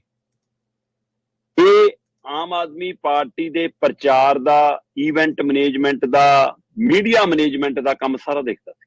ਠੀਕ ਹੈ। ਤੇ ਚਰਚਾ ਤਾਂ ਇਸ ਗੱਲ ਦੀ ਵੀ ਨਿਕਲ ਆਈ ਕਿ ਚੋਣਾਂ ਤੋਂ ਪਹਿਲਾਂ ਤੇ ਚੋਣਾਂ ਤੋਂ ਬਾਅਦ ਪੰਜਾਬ ਦੇ ਜਿਹੜੇ ਮੀਡੀਆ ਅਦਾਰਿਆਂ ਨੂੰ ਵਿਜੇ ਨਾਇਰ ਰਾਹੀਂ ਲਿਫਾਫੇ ਗਏ ਨੇ, ਕੋਈ ਪੈਕਟ ਗਏ ਨੇ, ਕਹਿੰਦੇ ਉਹਦਾ ਵੀ ਹਿਸਾਬ ਕਿਤਾਬ ਬਣਨਾ ਸ਼ੁਰੂ ਹੋ ਗਿਆ। ਠੀਕ ਹੈ। ਹੁਣ ਪ੍ਰਵੀਨ ਜੀ, ਤੁਹਾਨੂੰ ਧਿਆਨ 'ਚ ਹੋਏਗਾ, ਦਰਸ਼ਕਾਂ ਨੂੰ ਵੀ ਯਾਦ ਹੋਏਗਾ ਕਿ ਆਪਾਂ ਸ਼ੁਰੂ 'ਚ ਲਗਭਗ ਕਰਦੇ ਰਹੇ ਕਿ ਹਰ ਹਫ਼ਤੇ, ਹਰ 15 ਦਿਨ ਇੱਕ ਈਵੈਂਟ ਹੁੰਦਾ ਪੰਜਾਬ 'ਚ। ਇਹਦੇ ਪਿੱਛੇ ਕੰਪਨੀਆਂ ਕੰਮ ਕਰਦੀਆਂ ਹੈ। ਇੱਕ ਕੰਪਨੀ ਹੈ ਜਿਹੜੀ ਦਿੱਲੀ ਤੋਂ ਚਲਾਈ ਜਾਂਦੀ ਹੈ, ਇਹਦੀ ਚਰਚਾ ਹੁੰਦੀ ਰਹੀ। ਹਾਂਜੀ, ਬਿਲਕੁਲ। ਹੁਣ ਕੱਲ ਅਦਾਲਤ ਦੇ ਵਿੱਚ ਇਸ ਚਰਚਾ ਦੇ ਦਰਮਿਆਨ ਨਿਕਲ ਕੇ ਆਇਆ ਕਿ ਵਿਜੇ ਨਾਇਰ ਇੱਕ ਕੰਪਨੀ ਚਲਾਉਂਦਾ ਸੀ ਓਨਲੀ ਮਚ ਲਾਊਡਰ। ਠੀਕ ਹੈ ਜੀ। OML CEO ਸੀ। ਇਹ ਕੰਪਨੀ ਆਮ ਆਦਮੀ ਪਾਰਟੀ ਦੇ ਪ੍ਰਚਾਰ ਦਾ, ਇਵੈਂਟ ਮੈਨੇਜਮੈਂਟ ਦਾ, ਮੀਡੀਆ ਮੈਨੇਜਮੈਂਟ ਦਾ, ਮੀਡੀਆ ਪ੍ਰਚਾਰ ਦਾ ਸਾਰਾ ਕੰਮ ਕਰ ਹੀ ਦੇਖਦੀ ਸੀ। ਤੇ ਉਹਦਾ CEO ਵਿਜੇ ਨਾਇਰ ਸੀ। ਠੀਕ ਹੈ ਜੀ। ਤੇ ਇਹ ਇੱਕ ਮੰਤਰੀ ਦੀ ਕੋਠੀ 'ਚ ਦਿੱਲੀ 'ਚ ਰਹਿੰਦਾ ਸੀ। ਜਿਵੇਂ ਪੰਜਾਬ 'ਚ ਰੌਲਾ ਪੈਂਦਾ ਨਾ ਕਿ ਮੁੱਖ ਮੰਤਰੀ ਸਾਹਿਬ ਦੇ ਨਾਂ ਤੇ 4 ਕੋਠੀਆਂ, ਹਾਂਜੀ ਹਾਂਜੀ, ਇਹ ਉਵੇਂ ਉੱਥੇ ਦਿੱਲੀ ਦੇ ਇੱਕ ਬਿਨਾਂ ਕਿਸੇ ਕੈਬਨਿਟ ਅਹੁਦੇ ਤੋਂ, ਬਿਨਾਂ MLA ਉਹ ਤੋਂ ਇੱਕ ਮੰਤਰੀ ਦੇ ਕੋਠੀ 'ਚ ਰਹਿੰਦਾ ਸੀਗਾ, ਬੰਗਲੇ 'ਚ ਰਹਿੰਦਾ ਸੀ ਤੇ ਅਰਵਿੰਦ ਕੇਜਰੀਵਾਲ ਦੀ ਟੀਮ 'ਚ ਕਹਿੰਦੇ ਕੰਮ ਕਰਦਾ ਸੀ। ਸੋ ਉਸ ਨੂੰ ED ਨੇ ਸ਼ਰਾਬ ਵਾਲੇ ਮਾਮਲੇ ਦੇ ਵਿੱਚ ਚੱਕਿਆ ਕਿ ਕੇਕ ਹਫਤਾ ਵਾਲੇ ਮਾਮਲੇ, ਜਿਹੜਾ 100 ਕਰੋੜ ਦਾ ਹਿਸਾਬ ਕਿਤਾਬ ਹੈ, ਕਹਿੰਦੇ ਇਹਦੇ ਥਰੂ ਹੋਇਆ ਸਾਰਾ ਕੁਝ। ਸੋ ਉਸ ਵਿਜੇ ਨਾਇਰ ਬਾਰੇ ਜਦੋਂ ED ਕੇਜਰੀਵਾਲ ਦੀ ਹਾਜ਼ਰੀ 'ਚ ਇਹ ਪੁੱਛ ਰਹੀ ਸੀ, ਉਹ ਕਹਿੰਦੀ ਕਿ ਅਸੀਂ ਕੇਜਰੀਵਾਲ ਨੂੰ ਪੁੱਛਿਆ ਤੇ ਕੇਜਰੀਵਾਲ ਕਹਿੰਦਾ ਮੈਨੂੰ ਨਹੀਂ, ਉਹ ਆਤਸ਼ੀ ਤੇ ਸੌਰਵ ਭਾਰਦਵਾਜ ਨੂੰ ਰਿਪੋਰਟ ਕਰਦਾ ਸੀ। ਜਦੋਂ ED ਨੇ ਅਦਾਲਤ 'ਚ ਇਹ ਗੱਲ ਕਹੀ, ਕੇਜਰੀਵਾਲ ਨੇ ਇਸ ਗੱਲ ਦਾ ਖੰਡਨ ਨਹੀਂ ਕੀਤਾ ਉੱਥੇ। ਠੀਕ ਹੈ, ਅੱਛਾ। ਕੇਜਰੀਵਾਲ ਨੇ ਇਸ ਗੱਲ ਤੇ ਕੋਈ ਰਿਐਕਟ ਨਹੀਂ ਕੀਤਾ। ਇਸ ਗੱਲ ਨੇ ਹੁਣ ਚਰਚਾ ਛੇੜ ਦਿੱਤੀ ਹੈ ਕਿ ਅਰਵਿੰਦ ਕੇਜਰੀਵਾਲ ਖੁਦ ਇਹ ਗੱਲ ਕਹਿੰਦੇ ਨੇ ਕਿ ਮੈਨੂੰ ਇੱਕ ਬਿਆਨ ਦੇ ਆਧਾਰ ਤੇ ਗ੍ਰਿਫਤਾਰ ਕੀਤਾ, ਮੇਰੇ ਖਿਲਾਫ ਕੋਈ ਸਬੂਤ ਹੈ ਨਹੀਂ। ਤੇ ਜੇ ED ਬਿਆਨਾਂ ਦੇ ਆਧਾਰ ਤੇ ਚੱਕਦੀ ਹੈ, ਫਿਰ ਆਤਸ਼ੀ ਤੇ ਸੌਰਵ ਭਾਰਦਵਾਜ ਦਾ ਨੰਬਰ ਲੱਗ ਗਿਆ। ਵੈਸੇ ED ਦਾ ਦਮ ਭਰ ਦੇ, ਸਾਡੇ ਕੋਲ ਸਾਰਾ ਰਿਕਾਰਡ ਹੈ। ਪਰ ਇਹ ਵੀ ਸਾਰਿਆਂ ਨੂੰ ਪਤਾ ਕਿ ਇਸ ਮੌਕੇ ਕੇਜਰੀਵਾਲ ਦੇ ਮਾਮਲੇ ਤੇ ਜੇਕਰ ਦਿੱਲੀ 'ਚ ਕੋਈ ਧਿਰ ਲੜਾਈ ਲੜ ਰਹੀ ਹੈ ਤਾਂ ਹੁਣ ਉਹ ਸੰਦੀਪ ਪਾਠਕ, ਰਾਘਵ ਚੱਡਾ ਨਹੀਂ ਹੈਗੇ, ਉਹ ਆਤਸ਼ੀ ਤੇ ਸੌਰਵ ਭਾਰਦਵਾਜ ਨੇ। ਤੇ ਇਹਦਾ ਮਤਲਬ ED ਨੂੰ ਡਰ ਲੱਗ ਰਿਹਾ ਕਿ ਭਾਜਪਾ ਨੂੰ ਡਰ ਲੱਗ ਰਿਹਾ, ਇਸ ਲਈ ਇਹ ਨਿਸ਼ਾਨੇ ਤੇ ਨੇ। ਜਾਂ ਸੱਚਮੁੱਚ ਇਹ ਘਟਾਲਾ ਇੰਨਾ, ਨਵੀਆਂ ਪਰਤਾਂ ਖੁੱਲਦੀਆਂ ਜਾ ਰਹੀਆਂ ਕਿ ਹੁਣ ਬਚਣਾ ਸਭ ਦਾ ਔਖਾ ਹੋਇਆ ਪਿਆ। ਸੋ ਇਸ ਲਈ ਆਮ ਆਦਮੀ ਪਾਰਟੀ ਦੀ ਦਿੱਲੀ ਸਰਕਾਰ ਦੇ ਕੈਬਨਿਟ ਦੇ 2 ਹੋਰ ਰਤਨ ਹੁਣ ਜੇਲ੍ਹ ਜਾ ਸਕਦੇ ਨੇ, ਸਲਾਖਾਂ ਪਿੱਛੇ ਜਾ ਸਕਦੇ ਨੇ। ਉਹਦੀ ਤਿਆਰੀ ਲੱਗ ਰਹੀ ਆ। ਇਹ ਬਿਆਨਬਾਜ਼ੀ, ਇਹ ਤਕਰਾਰ ਤੇ ਉਹਦਾ ਜੁਡੀਸ਼ੀਅਲ ਹਿਰਾਸਤ 'ਚ ਭੇਜਿਆ ਜਾਣਾ ਅਗਲੇ, ਮਤਲਬ ਕਿਉਂਕਿ 21 ਤਰੀਕ ਨੂੰ ਚੱਕਿਆ ਸੀ ਉਹਨੂੰ ਘਰੋਂ, 22 ਨੂੰ ਪੇਸ਼ ਕੀਤਾ ਸੀ, 10 ਦਿਨ ਦਾ ਰਿਮਾਂਡ ਮੰਗਿਆ ਸੀ, 7 ਦਿਨ ਦਾ ਮਿਲਿਆ ਸੀਗਾ। ਸੋ ਉਹ 28 ਮਾਰਚ ਨੂੰ ਮੁੱਕ ਗਿਆ। 28 ਮਾਰਚ ਨੂੰ ਦੁਬਾਰਾ ਪੇਸ਼ ਕੀਤਾ ਸੀ, 4 ਦਿਨ ਦਾ ਫੇਰ ਮਿਲ ਗਿਆ ਸੀ, 1 ਤਰੀਕ ਨੂੰ ਮੁੱਕਣਾ ਸੀ, 1 ਅਪ੍ਰੈਲ ਨੂੰ ਪੇਸ਼ ਕੀਤਾ ਤੇ ਹੁਣ ਜੁਡੀਸ਼ੀਅਲ ਹਿਰਾਸਤ ਵਿੱਚ 14 ਦਿਨਾਂ ਦੀ ਭੇਜ ਤੇ 15 ਅਪ੍ਰੈਲ ਤੱਕ ਹੁਣ ਕੇਜਰੀਵਾਲ ਜੀ ਤਾਂ ਤਿਹਾੜ 'ਚ ਨੇ। ਤੇ ਪਰ 2 ਦੇ ਤਲਵਾਰ ਲਟਕੀ, ਇਹਨਾਂ ਦੀ ਗ੍ਰਿਫਤਾਰੀ ਵੀ ED ਕਿਸੇ ਸਮੇਂ ਪਾ ਸਕਦੀ ਹੈ, ਪੁੱਛਗਿੱਛ ਲਈ ਵੀ ਬੁਲਾ ਸਕਦੀ ਹੈ, ਥੰਮਣ ਵੀ ਭੇਜ ਸਕਦੀ ਹੈ ਤੇ ਘਰੇ ਜਾ ਕੇ ਪੁੱਛ ਪੜਤਾਲ ਕਰਕੇ ਗ੍ਰਿਫਤਾਰ ਵੀ ਕਰ ਸਕਦੀ ਹੈ। ਸ਼ਰਮਾ ਜੀ, ਜਦੋਂ ਨਾ ਕਈ ਵਾਰੀ ਤੁਹਾਡਾ ਵਾਹ ਪੈਂਦਾ ਰਹਿੰਦਾ, ਜਿਹੜੇ ਇਨਵੈਸਟੀਗੇਟਰਸ ਹੁੰਦੇ ਨੇ ਵੱਖ-ਵੱਖ ਮਾਮਲਿਆਂ ਦੇ, ਚਾਹੇ ਕੋਈ ਕਤਲ ਦੇ ਮਾਮਲੇ ਨਾਲ ਕੋਈ ਪੁਲਿਸ ਅਫਸਰ ਜੁੜਿਆ ਹੋਇਆ ਹੈ, ਕੋਈ ਇਸ ਤਰ੍ਹਾਂ ਦੇ ਜਾਂਚ ਅਧਿਕਾਰੀ ਹੁੰਦੇ ਨੇ, ਤਾਂ ਉਹਨਾਂ ਤੋਂ ਤੁਸੀਂ ਚੀਜ਼ਾਂ ਪੁੱਛਦੇ ਹੋ ਕਿ ਕਿਹੜੀਆਂ ਚੀਜ਼ਾਂ ਨੇ। ਉਹ ਕਹਿੰਦੇ ਨੇ ਕਿ ਜਦੋਂ ਕੋਈ ਵਾਰਦਾਤ ਹੁੰਦੀ ਹੈ, ਜਦੋਂ ਕੋਈ ਕੁਛ ਵਾਪਰਦਾ ਹੈ, ਤਾਂ ਜਿਹੜੀਆਂ ਨਾਲ ਸੰਬੰਧਿਤ ਧਿਰਾਂ ਹੁੰਦੀਆਂ, ਜਿਹੜੀਆਂ ਰਿਪੋਰਟ ਕਰਦੀਆਂ ਨੇ ਜਾਂ ਕਿਵੇਂ, ਉਹਨਾਂ ਦੇ ਬਿਆਨ ਲਏ ਜਾਂਦੇ ਆ ਵਾਰੋ ਵਾਰੀ ਸਿਰ ਤਰੀਕੇ ਦੇ ਨਾਲ, ਤੇ ਬਿਆਨਾਂ ਦੇ ਵਿੱਚੋਂ ਕੋਈ ਨਾ ਕੋਈ ਕਲਿਊ ਜ਼ਰੂਰ ਮਿਲ ਜਾਂਦਾ। ਕਈ ਤਾਂ ਸ਼ੱਕੀ ਕਤਲ ਹੁੰਦੇ ਨਾ, ਆਪਾਂ ਮਾਮਲੇ ਰੰਜਿਸ਼ ਦੇ ਆਧਾਰ ਤੇ, ਕੋਈ ਜ਼ਮੀਨੀ ਝਗੜੇ ਦਾ, ਉਹ ਕਹਿੰਦੇ ਉਹ ਕੁਝ ਘੰਟਿਆਂ ਦੇ ਵਿੱਚ ਤਾਂ ਹੀ ਸੁਲਝ ਜਾਂਦਾ ਕਿਉਂਕਿ ਬਿਆਨ ਤੇ ਬਿਆਨ ਰਲਦਾ ਨਹੀਂ। ਇੱਥੋਂ ਤੁਸੀਂ ਦੇਖੋ ਵੀ ਤੁਸੀਂ ਕਿੱਦਾਂ ਦੇ, ਆਪਾਂ ਇਹਨਾਂ ਖਬਰਾਂ ਨੂੰ ਸਾਂਝਾ ਕਰ ਰਹੇ ਹਾਂ, ਸ਼ਰਾਬ ਪਾਲਿਸੀ ਨੂੰ, ਦਿੱਲੀ ਦੀ ਸ਼ਰਾਬ ਪਾਲਿਸੀ ਨੂੰ। ਮੈਂ ਅੱਜ ਜਿਹੜੀ ਗੱਲ ਸੁਣ ਕੇ, ਤੁਹਾਡੀ ਜਿਹੜੀ ਪੇਸ਼ੀ ਵਾਲੀ ਗੱਲ ਸੀ, ਇਹ ਸੁਣ ਕੇ ਇਸ ਸਿੱਟੇ ਤੇ ਪਹੁੰਚਿਆ ਸ਼ਰਮਾ ਜੀ ਕਿ ED ਨੇ ਐਸੇ ਤੰਦ ਨਾਲ ਤੰਦ ਜੋੜੇ, ਐਸੇ ਤੰਦ ਨਾਲ ਤੰਦ ਜੋੜੇ ਕਿ ਸੁਪਰੀਮੋ ਤੱਕ ਉਹਨੇ ਮਤਲਬ ਹੱਥ ਪਾ ਲਿਆ। ਤੇ ਜਿਹੜਾ ਤੁਸੀਂ ਕਹਿੰਦੇ ਸੀ ਨਾ ਕੇਜਰੀਵਾਲ ਨੇ ਉਸ ਗੱਲ ਦਾ ਕੋਈ ਕਾਊਂਟਰ ਨਹੀਂ ਕੀਤਾ, ਕੇਜਰੀਵਾਲ ਐਸੇ ਇਨਸਾਨ ਨੇ ਜਿਹੜੀ ਨਿੱਕੀ ਤੋਂ ਨਿੱਕੀ ਗੱਲ ਨੂੰ ਵੀ ਕਾਊਂਟਰ ਕਰਦੇ, ਨਿੱਕੀ ਤੋਂ ਨਿੱਕੀ ਗੱਲ। ਬਿਲਕੁਲ। ਹੁਣ ਕਿੰਨੇ ਮਹੀਨੇ ਕਾਊਂਟਰ ਕਰਦੇ ਰਹੇ, ਕਿੰਨੇ ਕਾਊਂਟਰ ਕਰਦੇ ਰਹੇ, ਬਿਲਕੁਲ। ਪਰ 100 ਕਰੋੜ ਤੇ ਕੇਕ ਹਫਤਾ ਵਾਲੀ ਜਿਹੜੀ ਗੱਲ ਆ, ਤਾਂ ਜਾਂ ਜਿਹੜਾ ਤੁਸੀਂ ਵਿੱਚ ਜ਼ਿਕਰ ਕੀਤਾ ਇਹਦਾ ਸ਼ਖਸ ਦਾ, ਇਹਦੇ ਤੇ ਉਹਨਾਂ ਨਾਲ ਕਾਊਂਟਰ ਨਾ ਕਰਨਾ ਕਈ ਹੋਰ ਤਰ੍ਹਾਂ ਦੇ ਸਵਾਲਾਂ ਨੂੰ ਜਨਮ ਦਿੰਦਾ। ਹਾਲਾਂਕਿ ਇਸ ਮਾਮਲੇ 'ਚ ਏਜੰਸੀਆਂ ਦੀ ਕਾਰਕਰਦਗੀ ਜ਼ਰੂਰ ਸ਼ੱਕ ਦੇ ਘੇਰੇ ਦੇ ਵਿੱਚ, ਸਵਾਲ ਦੇ ਚਿੰਨ੍ਹ ਖੜੇ। ਚੋਣਾਂ ਨੂੰ ਦੇਖ ਕੇ ਸਮਝ ਆ ਰਿਹਾ ਕਿ ਕੁਛ ਨਾ ਕੁਛ ਰਾਜਨੀਤੀ ਪਿੱਛੇ ਹੋ ਰਹੀ ਹੈ, ਪਰ ਜੇ ਤੁਸੀਂ ਪਹੁੰਚਾ ਫੜਾਉਣ ਦਾ ਮੌਕਾ ਦਿੱਤਾ ਤਾਂ ਅਗਲੇ ਨੇ ਉਂਗਲੀ ਫੜੀ। ਹਾਂਜੀ, ਬਿਲਕੁਲ ਬਿਲਕੁਲ। ਤੇ ਵੈਸੇ ਅਗਲੀ ਖਬਰ ਦੇ ਵੱਲ ਵਧੀਏ। ਤਿਹਾੜ ਜੇਲ੍ਹ ਜਾਂ ਕਿਸੇ ਵੀ ਜੇਲ੍ਹ ਦੇ ਵਿੱਚ ਜਦੋਂ ਕਿ ਹਵਾਲਾਤੀ ਨੂੰ ਭੇਜਿਆ ਜਾਂਦਾ, ਜਦੋਂ ਕਿਸੇ ਬੰਦੇ ਨੂੰ ਇਸ ਤਰ੍ਹਾਂ ਟ੍ਰਾਇਲ ਦੇ ਦੌਰਾਨ ਭੇਜਿਆ ਜਾਂਦਾ, ਤਾਂ ਕੁਝ ਚੀਜ਼ਾਂ ਜ਼ਰੂਰ ਨਾਲ ਲੈ ਜਾਂਦਾ, ਕੋਈ ਕਿਤਾਬਾਂ ਦੇ ਰੂਪ ਦੇ ਵਿੱਚ ਜਾਂ ਕਿਵੇਂ। ਕੇਜਰੀਵਾਲ ਸਾਹਿਬ ਕਹਿੰਦੇ ਬਾਲਟੀ, ਮੱਗਾ ਤੇ ਤੌਲੀਆ ਲੈ ਕੇ ਤਿਹਾੜ ਦੇ ਵਿੱਚ ਦਾਖਲ ਹੋਏ ਨੇ। ਹਾਂ ਬਿਲਕੁਲ ਪ੍ਰਵੀਨ ਜੀ, ਜਦੋਂ ਉਹਨਾਂ ਨੂੰ ਹਿਰਾਸਤ 'ਚ ਭੇਜ ਦਿੱਤਾ ਗਿਆ, ਜੁਡੀਸ਼ੀਅਲ ਹਿਰਾਸਤ ਦੇ ਵਿੱਚ, ਤੇ ਉਸ ਸਮੇਂ ਉਹਨਾਂ ਦੇ ਲਈ ਬੈਰਕ ਤੈਅ ਹੋ ਗਈ ਆ। ਉਹਨਾਂ ਦੇ ਲਈ ਜੇਲ੍ਹ ਤੈਅ ਹੋ ਗਈ ਆ। ਸੋ ਤਿਹਾੜ ਜੇਲ੍ਹ ਦੇ ਵਿੱਚ, ਜੇਲ੍ਹ ਨੰਬਰ 2 ਦੇ ਵਿੱਚ ਉਹ ਇਕੱਲੇ ਇੱਕ ਬੈਰਕ 'ਚ ਰਹਿਣਗੇ। ਠੀਕ ਹੈ। ਜਿਹੜੇ ਸੈੱਲ 'ਚ ਉਹਨਾਂ ਨੂੰ ਬੰਦ ਕੀਤਾ ਜਾਣਾ ਉਹ ਇਕੱਲਾ ਹੋਏਗਾ, ਉਹਦੇ ਵਿੱਚ ਹੋਰ ਕੋਈ ਕੈਦੀ ਨਹੀਂ ਹੋਏਗਾ। ਇੱਥੋਂ ਤੱਕ ਕਿ ਹੁਣ ਆਲੇ ਦੁਆਲੇ ਸੱਜੇ ਖੱਬੇ ਜਿਹੜੀਆਂ ਬੈਰਕਾਂ ਨੇ ਉਹ ਵੀ ਖਾਲੀ ਕਰਨੀਆਂ ਗਈਆਂ ਨੇ। ਜੀ ਜੀ। ਇੱਕ ਤਾਂ ਬੜਾ ਹਾਈ ਪ੍ਰੋਫਾਈਲ ਮਾਮਲਾ, ਦੂਸਰਾ ਸਿਹਤ ਨਾਲ ਸੰਬੰਧਿਤ ਮਾਮਲਾ, ਤੀਸਰਾ ਰਾਜਨੀਤਿਕ ਮਾਮਲਾ, ਚੋਣਾਂ ਦੇ ਦੌਰਾਨ ਦਾ ਮਾਮਲਾ। ਜੀ ਜੀ। ਇਸ ਲਈ ਬਕਾਇਦਾ 24 ਘੰਟੇ ਅਰਵਿੰਦ ਕੇਜਰੀਵਾਲ CCTV ਕੈਮਰੇ ਦੀ ਨਜ਼ਰ 'ਚ ਰਹਿਣਗੇ। ਉਹ ਅੱਛਾ। ਤੇ ਡਾਕਟਰੀ ਟੀਮ ਦੀ ਨਜ਼ਰ 'ਚ ਰਹਿਣਗੇ, ਕਿਉਂਕਿ ਕਹਿੰਦੇ ਸ਼ੂਗਰ ਦੇ ਮਰੀਜ਼ ਨੇ ਤੇ ਇਸ ਲਈ ਉਹਨਾਂ ਨੂੰ ਮਾੜਾ ਮੋਟਾ ਉੱਥੇ ਬਿਸਕੁਟ ਛੋਲੇ ਥੋੜੇ ਜਿਹੇ ਰੱਖੇ ਨੇ ਕਿ ਤਾਂ ਕਿ ਹਰ ਘੰਟੇ ਬਾਅਦ ਜੇਕਰ ਮਾੜਾ ਜਿਹਾ ਖਾਣਾ ਹੋਵੇ ਕੁਛ ਉਹ ਵੀ ਉਹਨਾਂ ਨੂੰ ਮਿਲੇ। ਵੈਸੇ ਉਹਨਾਂ ਦੇ ਲਈ ਇੱਕ ਸ਼ਡਿਊਲ ਬਣਿਆ, ਜੇਕਰ ਉਹ ਸ਼ਡਿਊਲ ਦੇ ਤਹਿਤ ਜਿਹੜੀ ਕਿਤਾਬਾਂ ਦੀ ਗੱਲ ਕੀਤੀ ਤੁਸੀਂ, ਉਹਨਾਂ ਨੇ ਕਿਤਾਬਾਂ ਬਿਲਕੁਲ ਮੰਗੀਆਂ ਨੇ ਤੇ ਉਹਨਾਂ ਨੂੰ ਮਨਜ਼ੂਰੀ ਮਿਲ ਗਈ ਹੈ। ਪ੍ਰਵੀਨ ਜੀ, ਠੀਕ ਹੈ ਜੀ। ਜਦੋਂ ਉਹਨਾਂ ਨੂੰ ਜੁਡੀਸ਼ੀਅਲ ਹਿਰਾਸਤ 'ਚ ਭੇਜਿਆ ਜਾਣਾ ਸੀ ਤਦ ਉਹਨਾਂ ਨੇ ਵਕੀਲ ਦੇ ਰਾਹੀਂ ਇਹ ਗੱਲ ਉੱਥੇ ਰੱਖੀ ਕਿ ਮੈਨੂੰ ਜੇਲ੍ਹ ਦੇ ਅੰਦਰ 3 ਕਿਤਾਬਾਂ ਜ਼ਰੂਰ ਉਪਲਬਧ ਕਰਾਈਆਂ ਜਾਣ। ਜੀ ਜੀ। ਤੇ ਉਹ ਕਹਿੰਦੇ ਜੀ ਉਪਲਬਧ ਕਰਾਉਣੀਆਂ ਮੰਨ ਗਏ ਨੇ ਉਹ, ਕਿ ਇੱਕ ਉਹਨਾਂ ਨੇ ਕਿਹਾ ਕਿ ਮੈਨੂੰ ਗੀਤਾ, ਇੱਕ ਰਾਮਾਇਣ ਤੇ ਇੱਕ ਉਹ ਨੀਰਜ ਚੋਪੜਾ ਦੀ ਕਿਤਾਬ ਹੈ, ਬਹੁਤ ਚਰਚਿਤ ਹੈ ਕਿਤਾਬ, ਹਾਊ ਪ੍ਰਾਈਮ ਮਿਨਿਸਟਰ ਡਿਸਾਈਡ। ਅੱਛਾ। ਇਹ 3 ਕਿਤਾਬਾਂ ਦੀ ਮੰਗ ਕੀਤੀ, ਜਿਨ੍ਹਾਂ ਚੋਂ 2 ਤਾਂ ਸਾਡੇ ਬਹੁਤ ਸਤਿਕਾਰਤ ਧਾਰਮਿਕ ਗ੍ਰੰਥ ਨੇ, ਭਗਵਤ ਗੀਤਾ ਔਰ ਰਾਮਾਇਣ, ਤੇ ਤੀਸਰੀ ਜਿਹੜੀ ਪੋਲੀਟੀਕਲੀ ਕਿਤਾਬ ਹੈ ਨੀਰਜ ਚੋਪੜਾ ਦੀ, ਹਾਊ ਪ੍ਰਾਈਮ ਮਿਨਿਸਟਰ ਡਿਸਾਈਡ। ਇਹ 3 ਕਿਤਾਬਾਂ ਜਦੋਂ ਉਹਨਾਂ ਨੇ ਇਸ ਵਾਲੇ ਨਾਲ ਮੰਗੀਆਂ ਤੇ ਜੱਜ ਸਾਹਿਬ ਨੇ ਮਨਜ਼ੂਰੀ ਦਿੱਤੀ ਹੈ। ਸੋ ਇਹ 3 ਕਿਤਾਬਾਂ ਵੀ ਉਹ ਨਾਲ ਅੰਦਰ ਉਹਨਾਂ ਨੂੰ ਉਪਲਬਧ ਰਹਿਣਗੀਆਂ। ਇਹੀ ਨਹੀਂ, ਟੀਵੀ ਦੇਖਣ ਦੀ ਮਨਜ਼ੂਰੀ ਹੈ। ਠੀਕ ਹੈ ਜੀ। 20 ਦੇ ਕਰੀਬ ਚੈਨਲ ਚੱਲਣਗੇ, ਜਿਨ੍ਹਾਂ 'ਚ ਖਬਰਾਂ ਵਾਲੇ ਚੈਨਲ ਵੀ ਹੋਣਗੇ, ਮਨੋਰੰਜਨ ਵਾਲੇ ਵੀ ਹੋਣਗੇ, ਖੇਡ ਵਾਲੇ ਵੀ ਹੋਣਗੇ। ਇਹ ਚੈਨਲ ਉਹਨਾਂ ਲਈ ਚੱਲਣਗੇ। 24 ਘੰਟੇ ਡਾਕਟਰ ਦੀ ਨਿਗਰਾਨੀ ਰਹੇਗੀ, ਸ਼ੂਗਰ ਚੈੱਕ ਰੋਜ਼ ਹੋਏਗੀ। ਸੋ ਹਫ਼ਤੇ 'ਚ 2 ਵਾਰ ਪਰਿਵਾਰਕ ਮੈਂਬਰਾਂ ਨੂੰ ਮਿਲ ਸਕਣਗੇ ਜੀ। ਵੈਸੇ ਤਾਂ ਉੱਥੇ ਦੇ ਹਿਸਾਬ ਨਾਲ ਸ਼ਡਿਊਲ ਤੈਅ ਸੀਗਾ। ਸੋ ਉਸ ਤੈਅ ਸ਼ਡਿਊਲ ਦੇ ਹਿਸਾਬ ਨਾਲ ਅਰਵਿੰਦ ਕੇਜਰੀਵਾਲ ਜਦੋਂ ਤਿਹਾੜ ਜੇਲ੍ਹ ਪਹੁੰਚਦੇ ਨੇ ਤੇ ਉਹਨਾਂ ਲਈ ਬਕਾਇਦਾ ਤੌਰ ਤੇ ਉਹਨਾਂ ਨੂੰ ਸਮਾਨ ਫੜਾਤਾ ਜਾਂਦਾ ਕਿ ਆਹ ਚੱਕੋ ਜੀ ਆਪਣੀ ਬਾਲਟੀ, ਆਹ ਚੱਕੋ ਆਪਣਾ ਮੱਗਾ, ਆਹ ਚੱਕੋ ਤੋਲੀਆ, ਆਹ ਕੱਪੜੇ ਧੋਣ ਵਾਲਾ ਤੇ ਨਹਾਉਣ ਵਾਲਾ ਸਾਬਣ, ਤੇ ਜਾਓ ਆਪਣੀ ਬੈਰਕ 'ਚ। ਠੀਕ ਹੈ। ਪੱਖਾ ਤੁਹਾਨੂੰ ਮਿਲ ਜੂਗਾ ਤੇ ਰੋਟੀ ਤੁਹਾਨੂੰ ਸ਼ਡਿਊਲ ਦੇ ਹਿਸਾਬ ਨਾਲ ਮਿਲੂਗੀ, ਪਰ ਫਿਰ ਉਹਨਾਂ ਨੂੰ ਅਦਾਲਤੀ ਮਨਜ਼ੂਰੀ ਤੋਂ ਬਾਅਦ ਉਹਨਾਂ ਨੂੰ ਘਰ ਦੀ ਰੋਟੀ ਦਾ ਪ੍ਰਬੰਧ ਹੋ ਗਿਆ ਉਹਨਾਂ ਦਾ। ਠੀਕ ਹੈ ਜੀ। ਕਿ ਉਹ ਕਹਿੰਦੇ ਜੀ ਸ਼ੂਗਰ ਨੇ, ਇਸ ਲਈ ਉਹਨਾਂ ਨੂੰ ਉਸ ਹਿਸਾਬ ਦੀ ਡਾਈਟ ਦਿੱਤੀ ਜਾਂਦੀ ਆ। ਸੋ ਘਰ ਦੀ ਰੋਟੀ ਦਾ ਮਨਜ਼ੂਰੀ ਮਿਲ ਗਈ, ਪਰ ਰੋਜ਼ ਘਰਦਿਆਂ ਨੂੰ ਨਹੀਂ ਮਿਲ ਸਕਦੀ, ਉਹ ਹਫ਼ਤੇ 'ਚ 2 ਵਾਰ ਮਿਲ ਸਕਦੀ। ਸੋ ਲਗਭਗ 2 ਹਫ਼ਤਿਆਂ ਦਾ ਹੀ ਹੈ ਨਾ। ਸੋ ਇਸ ਲਈ 4 ਵਾਰੇ ਮੁਲਾਕਾਤ ਹੋਣੀ ਹੈ ਘਰਦਿਆਂ ਦੀ।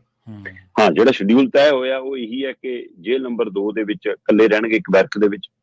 ਸਵੇਰੇ 6:30 ਉੱਠਣਾ ਪਏਗਾ।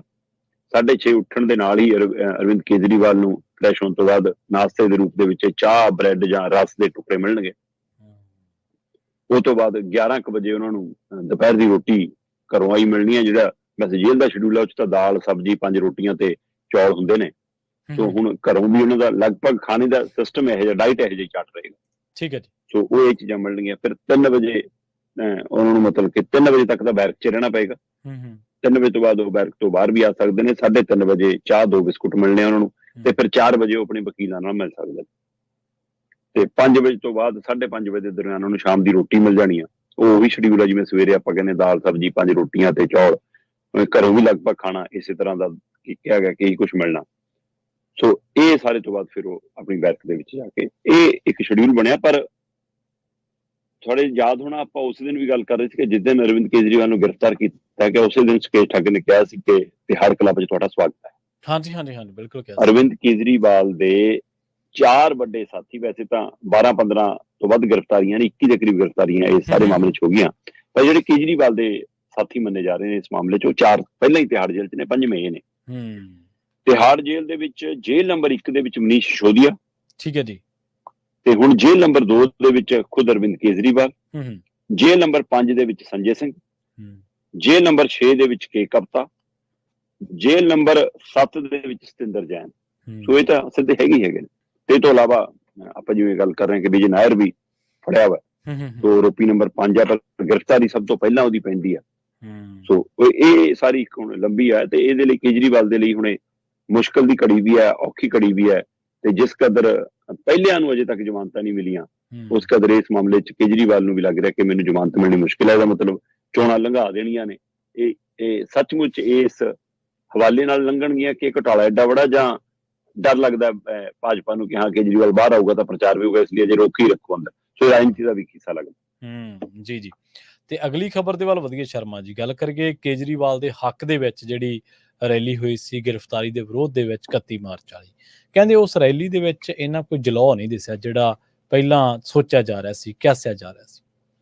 ਪ੍ਰਵੀਨ ਜੀ, ਅਰਵਿੰਦ ਕੇਜਰੀਵਾਲ ਆਮ ਆਦਮੀ ਪਾਰਟੀ ਦੇ ਸੁਪਰੀਮੋ ਨੇ ਜੀ, ਮਤਲਬ ਪਾਰਟੀ ਉਹ ਕੇਜਰੀਵਾਲ ਦੇ ਸਿਰ ਤੇ ਖੜੀ ਹੈ।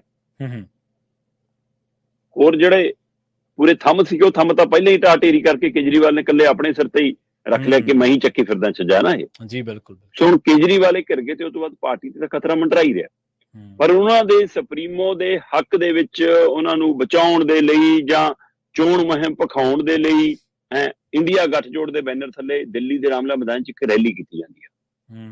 ਤੇ ਉਸ ਰੈਲੀ ਤੇ ਆਪਾਂ ਕਿੰਨੇ ਦਿਨਾਂ ਦੀ ਗੱਲ ਕਰ ਰਹੇ ਸੀ ਕਿ 31 ਮਾਰਚ ਤੇ ਸਭ ਦੀ ਨਜ਼ਰ। ਤੁਸੀਂ ਹੈਰਾਨ ਹੋਵੋਗੇ ਪ੍ਰਵੀਨ ਜੀ ਕਿ 31 ਮਾਰਚ ਨੂੰ ਰਾਮਲੀਲਾ ਮੈਦਾਨ 'ਚ ਜਿਹੜੀ ਰੈਲੀ ਹੋਈ ਉਹਦੇ ਵਿੱਚ ਇੰਡੀਆ ਗੱਠਜੋੜ ਦੇ ਹਵਾਲੇ ਨਾਲ ਕਾਂਗਰਸ ਵੀ ਖੁਸ਼ ਸੀ, ਠੀਕ ਹੈ, ਰੈਲੀ ਹੋਣ ਤੇ ਜਿਨ੍ਹਾਂ ਦੇ ਖਿਲਾਫ ਰੈਲੀ ਹੋਈ ਭਾਜਪਾ ਉਹ ਵੀ ਖੁਸ਼ ਸੀ, ਤੇ ਬਸ ਕੋਈ ਨਾਰਾਜ਼ ਤੇ ਨਿਰਾਸ਼ ਸੀ ਤਾਂ ਉਹ ਆਮ ਆਦਮੀ ਪਾਰਟੀ ਸੀ ਜਿਨ੍ਹਾਂ ਦੀ ਸੁਪਰੀਮੋ ਲਈ ਰੈਲੀ ਹੋਈ। ਹੁਣ ਤੁਸੀਂ ਇੱਥੋਂ ਦਾ ਲਾਓ ਕਿ ਕੀ ਸਥਿਤੀ ਹੈ। ਮੈਂ ਦਿੱਲੀ ਤੱਕ ਪਹੁੰਚਣ ਤੋਂ ਪਹਿਲਾਂ ਦੋ ਚੀਜ਼ਾਂ ਦੱਸ ਦਾਂਗਾ। ਹਾਂਜੀ, 21 ਮਾਰਚ ਨੂੰ ਕੇਜਰੀਵਾਲ ਸ਼ਾਮ ਨੂੰ ਗ੍ਰਿਫਤਾਰ ਹੋ ਜਾਂਦੇ ਆ। ਜਿੱਦਾਂ ਹੀ ਗ੍ਰਿਫਤਾਰੀ ਦੀ ਖਬਰ ਆਉਂਦੀ ਆ, ਪੰਜਾਬ ਦੇ ਉੱਚ ਕੋਟੀ ਦੇ ਪੁਲਿਸ ਅਫਸਰ, ਠੀਕ ਹੈ ਜੀ, DIG ਤੋਂ ਲੈ ਕੇ IG ਰੈਂਕ ਤੱਕ ਦੇ, ਇਹਨਾਂ ਦੀ ਵੀਡੀਓ ਕਾਲਿੰਗ ਰਾਹੀਂ ਆਨਲਾਈਨ ਕਾਨਫਰੰਸਿੰਗ ਸ਼ੁਰੂ ਹੁੰਦੀ ਆ ਤੇ ਪੰਜਾਬ 'ਚ ਅਮਨ ਕਾਨੂੰਨ ਦੀ ਸਥਿਤੀ ਨੂੰ ਲੈ ਕੇ ਬੈਠਕਾਂ ਦਾ ਦੌਰ ਸ਼ੁਰੂ ਹੋ ਜਾਂਦਾ। ਦੇਰ ਰਾਤ ਤੱਕ ਇਹ ਬੈਠਕਾਂ 'ਚ SSP ਸ਼ਾਮਲ ਹੋ ਜਾਂਦੇ ਨੇ ਤੇ ਇਹ ਤੈਅ ਹੁੰਦਾ ਹੈ ਕਿ ਭਾਈ ਪੰਜਾਬ ਸਰਕਾਰ ਜਿਹੜੀ ਪਾਰਟੀ ਦੀ ਬਣੀ ਆ ਉਹਨਾਂ ਦਾ ਸੁਪਰੀਮੋ ਚੱਕਿਆ ਗਿਆ ਤੇ ਸਵੇਰ ਨੂੰ ਪੰਜਾਬ 'ਚ ਤਰਸੱਲੀ ਮਚ ਜਾਣੀ ਆ, ਪੰਜਾਬ ਸਾਰਾ ਸੜਕਾਂ ਤੇ ਆ ਜਾਣਾ, ਹਾਹਾਕਾਰ ਮਚ ਜਾਣੀ ਆ, ਕੋਈ ਅਮਨ ਕਾਨੂੰਨ ਦੀ ਸਥਿਤੀ ਵਿਗੜ ਨਾ ਜਾਵੇ। ਸਾਰੀ ਰਾਤ ਪੁਲਿਸ ਬੈਠਕਾਂ ਕਰਕੇ ਡਿਊਟੀਆਂ ਤੈਅ ਕਰਦੀ ਰਹੀ ਜ਼ਿਲ੍ਹਾ ਪੱਧਰ ਤੇ SSPਆਂ ਨੂੰ ਲਾ ਕੇ, ਤੇ ਸਾਰੀ ਰਾਤ ਪੰਜਾਬ ਪੁਲਿਸ ਸੁੱਤੀ ਨਹੀਂ। ਸਵੇਰ ਨੂੰ ਸੜਕਾਂ ਦੇ ਉੱਤੇ ਸਾਰੀਆਂ ਨਾਕੇਬੰਦੀ ਸਾਰਾ ਕੁਝ ਕਰ ਲਈ ਤੇ ਪੰਜਾਬ 'ਚ ਕੇਜਰੀਵਾਲ ਦੇ ਹੱਕ 'ਚ ਨਿਕਲੇ ਤੇ 12 ਵਜੇ ਫਿਰ ਪੁਲਿਸ ਸਮਾਨ ਸਮੇਟ ਕੇ ਚੱਲ ਗਈ ਕਿ ਇੱਥੇ ਨਹੀਂ ਕੁਛ ਹੋਣਾ ਜੀ। ਇੱਕ ਪਹਿਲੂ। ਦੂਜਾ ਪਹਿਲੂ ਆਪਾਂ ਪਹਿਲਾਂ ਵੀ ਵਿਚਾਰਿਆ ਸੀ ਕਿ ਕੇਜਰੀਵਾਲ ਦੇ ਹੱਕ ਦੇ ਵਿੱਚ ਹਾਰੇ ਨਾਰੇ ਮਾਰਨ ਮੋਹਾਲੀ ਇਕੱਠੇ ਹੋਏ ਸੀ ਆਮ ਆਦਮੀ ਪਾਰਟੀ ਵਾਲੇ। ਹਾਂਜੀ। ਜੇ ਪੰਜਾਬ 'ਚੋਂ ਮੋਹਾਲੀ 'ਚ ਇਕੱਠ 2000 2500 ਹੋ ਸਕਦਾ ਤਾਂ ਉੱਥੇ 1 ਲੱਖ ਕਿਵੇਂ ਹੋ ਜਾਊਗਾ? ਤੇ ਇਸ ਲਈ ਇਹ ਦੋ ਚੀਜ਼ਾਂ ਨੇ ਇਸ਼ਾਰਾ ਪਹਿਲਾਂ ਹੀ ਕਰਤਾ ਸੀ। ਹੁਣ ਆਮ ਆਦਮੀ ਪਾਰਟੀ ਤਾਂ ਕਹਿੰਦੀ ਚੋਣ ਜ਼ਾਬਤੇ ਦੇ ਬਾਰੇ ਨਾਲ ਅਸੀਂ ਬੱਸਾਂ ਨਹੀਂ ਕਰ ਸਕੇ, ਠੀਕ ਹੈ ਜੀ, ਠੀਕ ਹੈ ਨਾ, ਪਰ ਇੱਧਰ ਕੁਝ ਸਾਥੀ ਕਹਿੰਦੇ ਕਿ ਜਿਹੜੇ ਖਾਸ ਕਰਕੇ ਆਮ ਆਦਮੀ ਪਾਰਟੀ ਦੇ ਪੁਰਾਣੇ ਸਾਥੀ ਵਰਕਰ ਰਹੇ ਨੇ, ਉਹ ਕਹਿੰਦੇ ਭਾਈ ਅੱਗੇ ਝੋਲੇ ਗੱਫੇ ਬੌਂਡ ਸਾਰਾ ਕੁਝ ਆਉਂਦਾ ਸੀ NRI ਭਰਾਵਾਂ ਦਾ, ਹੁਣ NRI ਭਰਾ ਭੇਜਦੇ ਨਹੀਂ ਡਾਲਰ, ਇਹਨਾਂ ਨੇ ਬੱਸ ਕੀ ਕਰਨੀ, ਇਹ ਤਾਂ ਬੱਸ ਚੜ੍ਹਨ ਜੋਗੇ ਨਹੀਂ ਰਹੇ, ਪੱਲਿਓਂ ਖਰਚਦੇ ਨਹੀਂ ਗਏ ਜੀ, ਇਹ ਤਾਂ ਇਕੱਠਾ ਕਰਦੇ ਨੇ। ਸੋ ਬਹੁਤ ਤਾਨੇ ਮੇਣੇ ਸੁਣਨ ਨੂੰ ਮਿਲ ਰਹੇ ਨੇ ਇਹਨਾਂ ਨੂੰ। ਸੋ ਕੁੱਲ ਮਿਲਾ ਕੇ ਜਿਨ੍ਹਾਂ ਨੇ 1 ਲੱਖ ਤੋਂ ਲੈ ਕੇ 25000 ਤੱਕ ਵੀ ਆ ਕੇ ਟਾਰਗੇਟ ਰੱਖਦੇ ਸੀ ਕਿ 25000 ਜ਼ਰੂਰ ਪਹੁੰਚ ਜਾਓ, ਕਹਿੰਦੇ ਉਹ ਵੀ ਨਹੀਂ ਪਹੁੰਚੇ। ਅੱਛਾ, ਲੀਡਰ ਗਏ ਸੀ ਸਟੇਜਾਂ ਤੇ ਬੈਠਣ ਵਾਲੇ ਤੇ ਕਈ ਤਾਂ ਤੀਜੀ ਲਾਈਨ 'ਚ ਵੀ ਬੈਠੇ ਸੀ ਪੰਜਾਬ ਵਾਲੇ, ਠੀਕ ਹੈ, ਤੇ ਉੱਥੇ ਜਿਹੜੇ ਮੁਖੀ ਸੀ ਸਾਡੇ ਉਹ ਸੋਨੀਆ ਨੂੰ ਮੱਥਾ ਟੇਕਣ ਲਈ ਵੀ ਕਾਹਲੇ ਸੀ, ਰਾਹੁਲ ਨਾਲ ਬਾਂਹ ਫਸਾ ਕੇ ਫੋਟੋ ਖਿਚਾਉਣ ਲਈ ਵੀ ਕਾਹਲੇ ਸੀ, ਹੈਨਾ, ਤੇ ਰਾਹੁਲ ਦੇ ਕੰਨਾਂ 'ਚ ਵੀ ਗੱਲਾਂ ਕਰਦੇ ਸੀ। ਤੇ ਫਿਰ ਕਾਂਗਰਸ ਵੀ ਬਸ਼ਰਮ ਪਣਾਈ ਆ ਕਿ ਇੱਕ ਪਾਸੇ ਤੁਸੀਂ ਕਹਿੰਦੇ ਹੋ ਪੰਜਾਬ ਦੇ ਵਿੱਚ ਜੀ ਇਹ ਧੋਖੇਬਾਜ਼ ਨੇ ਤੇ ਦਿੱਲੀ 'ਚ ਉਹਨਾਂ ਨੂੰ ਜੱਫੀਆਂ ਪਾਉਂਦੇ ਹੋ, ਸੋ ਤੁਹਾਡੀਆਂ ਵੀ ਮਜਬੂਰੀਆਂ ਸਮਝਦੀਆਂ, ਸਾਰੀ ਤਰ੍ਹਾਂ ਇੱਕੋ ਸਾਰ ਨੇ ਇਸ ਰਾਜਨੀਤੀ ਜੀ। ਪਰ ਕਾਂਗਰਸ ਇਸ ਗੱਲੋਂ ਖੁਸ਼ ਸੀ, ਇੰਡੀਆ ਗੱਠਜੋੜ ਇਸ ਗੱਲੋਂ ਖੁਸ਼ ਸੀ ਕਿ ਲੈ ਵੀ ਚੋਣਾਂ ਤੋਂ ਪਹਿਲਾਂ ਇੱਕ ਸਾਂਝੀ ਰੈਲੀ ਜੀ ਤਾਂ ਹੋ ਗਈ, ਇਹ ਸਹੀ, ਤੇ ਭਾਜਪਾ ਇਸ ਗੱਲੋਂ ਖੁਸ਼ ਸੀ ਕਿ ਲੈ ਵੀ ਰਾਮਲੀਲਾ ਮੈਦਾਨ ਭਰਿਆ ਨਹੀਂ ਉਹਨਾਂ, ਜਿੰਨਾ ਰੌਲਾ ਪਾਉਂਦੇ ਸੀ ਉਹਦੀ ਗੱਲ ਨਹੀਂ ਬਣੀ, ਤੇ ਆਮ ਆਦਮੀ ਪਾਰਟੀ ਇਸ ਗੱਲੋਂ ਫਿਕਰਮੰਦ ਸੀ ਕਿ ਜੇ ਇਹ ਅਸਰ ਪੰਜਾਬ 'ਚ ਚੋਣਾਂ ਤੱਕ ਆ ਗਿਆ ਤਾਂ ਕੀ ਬਣੂਗਾ।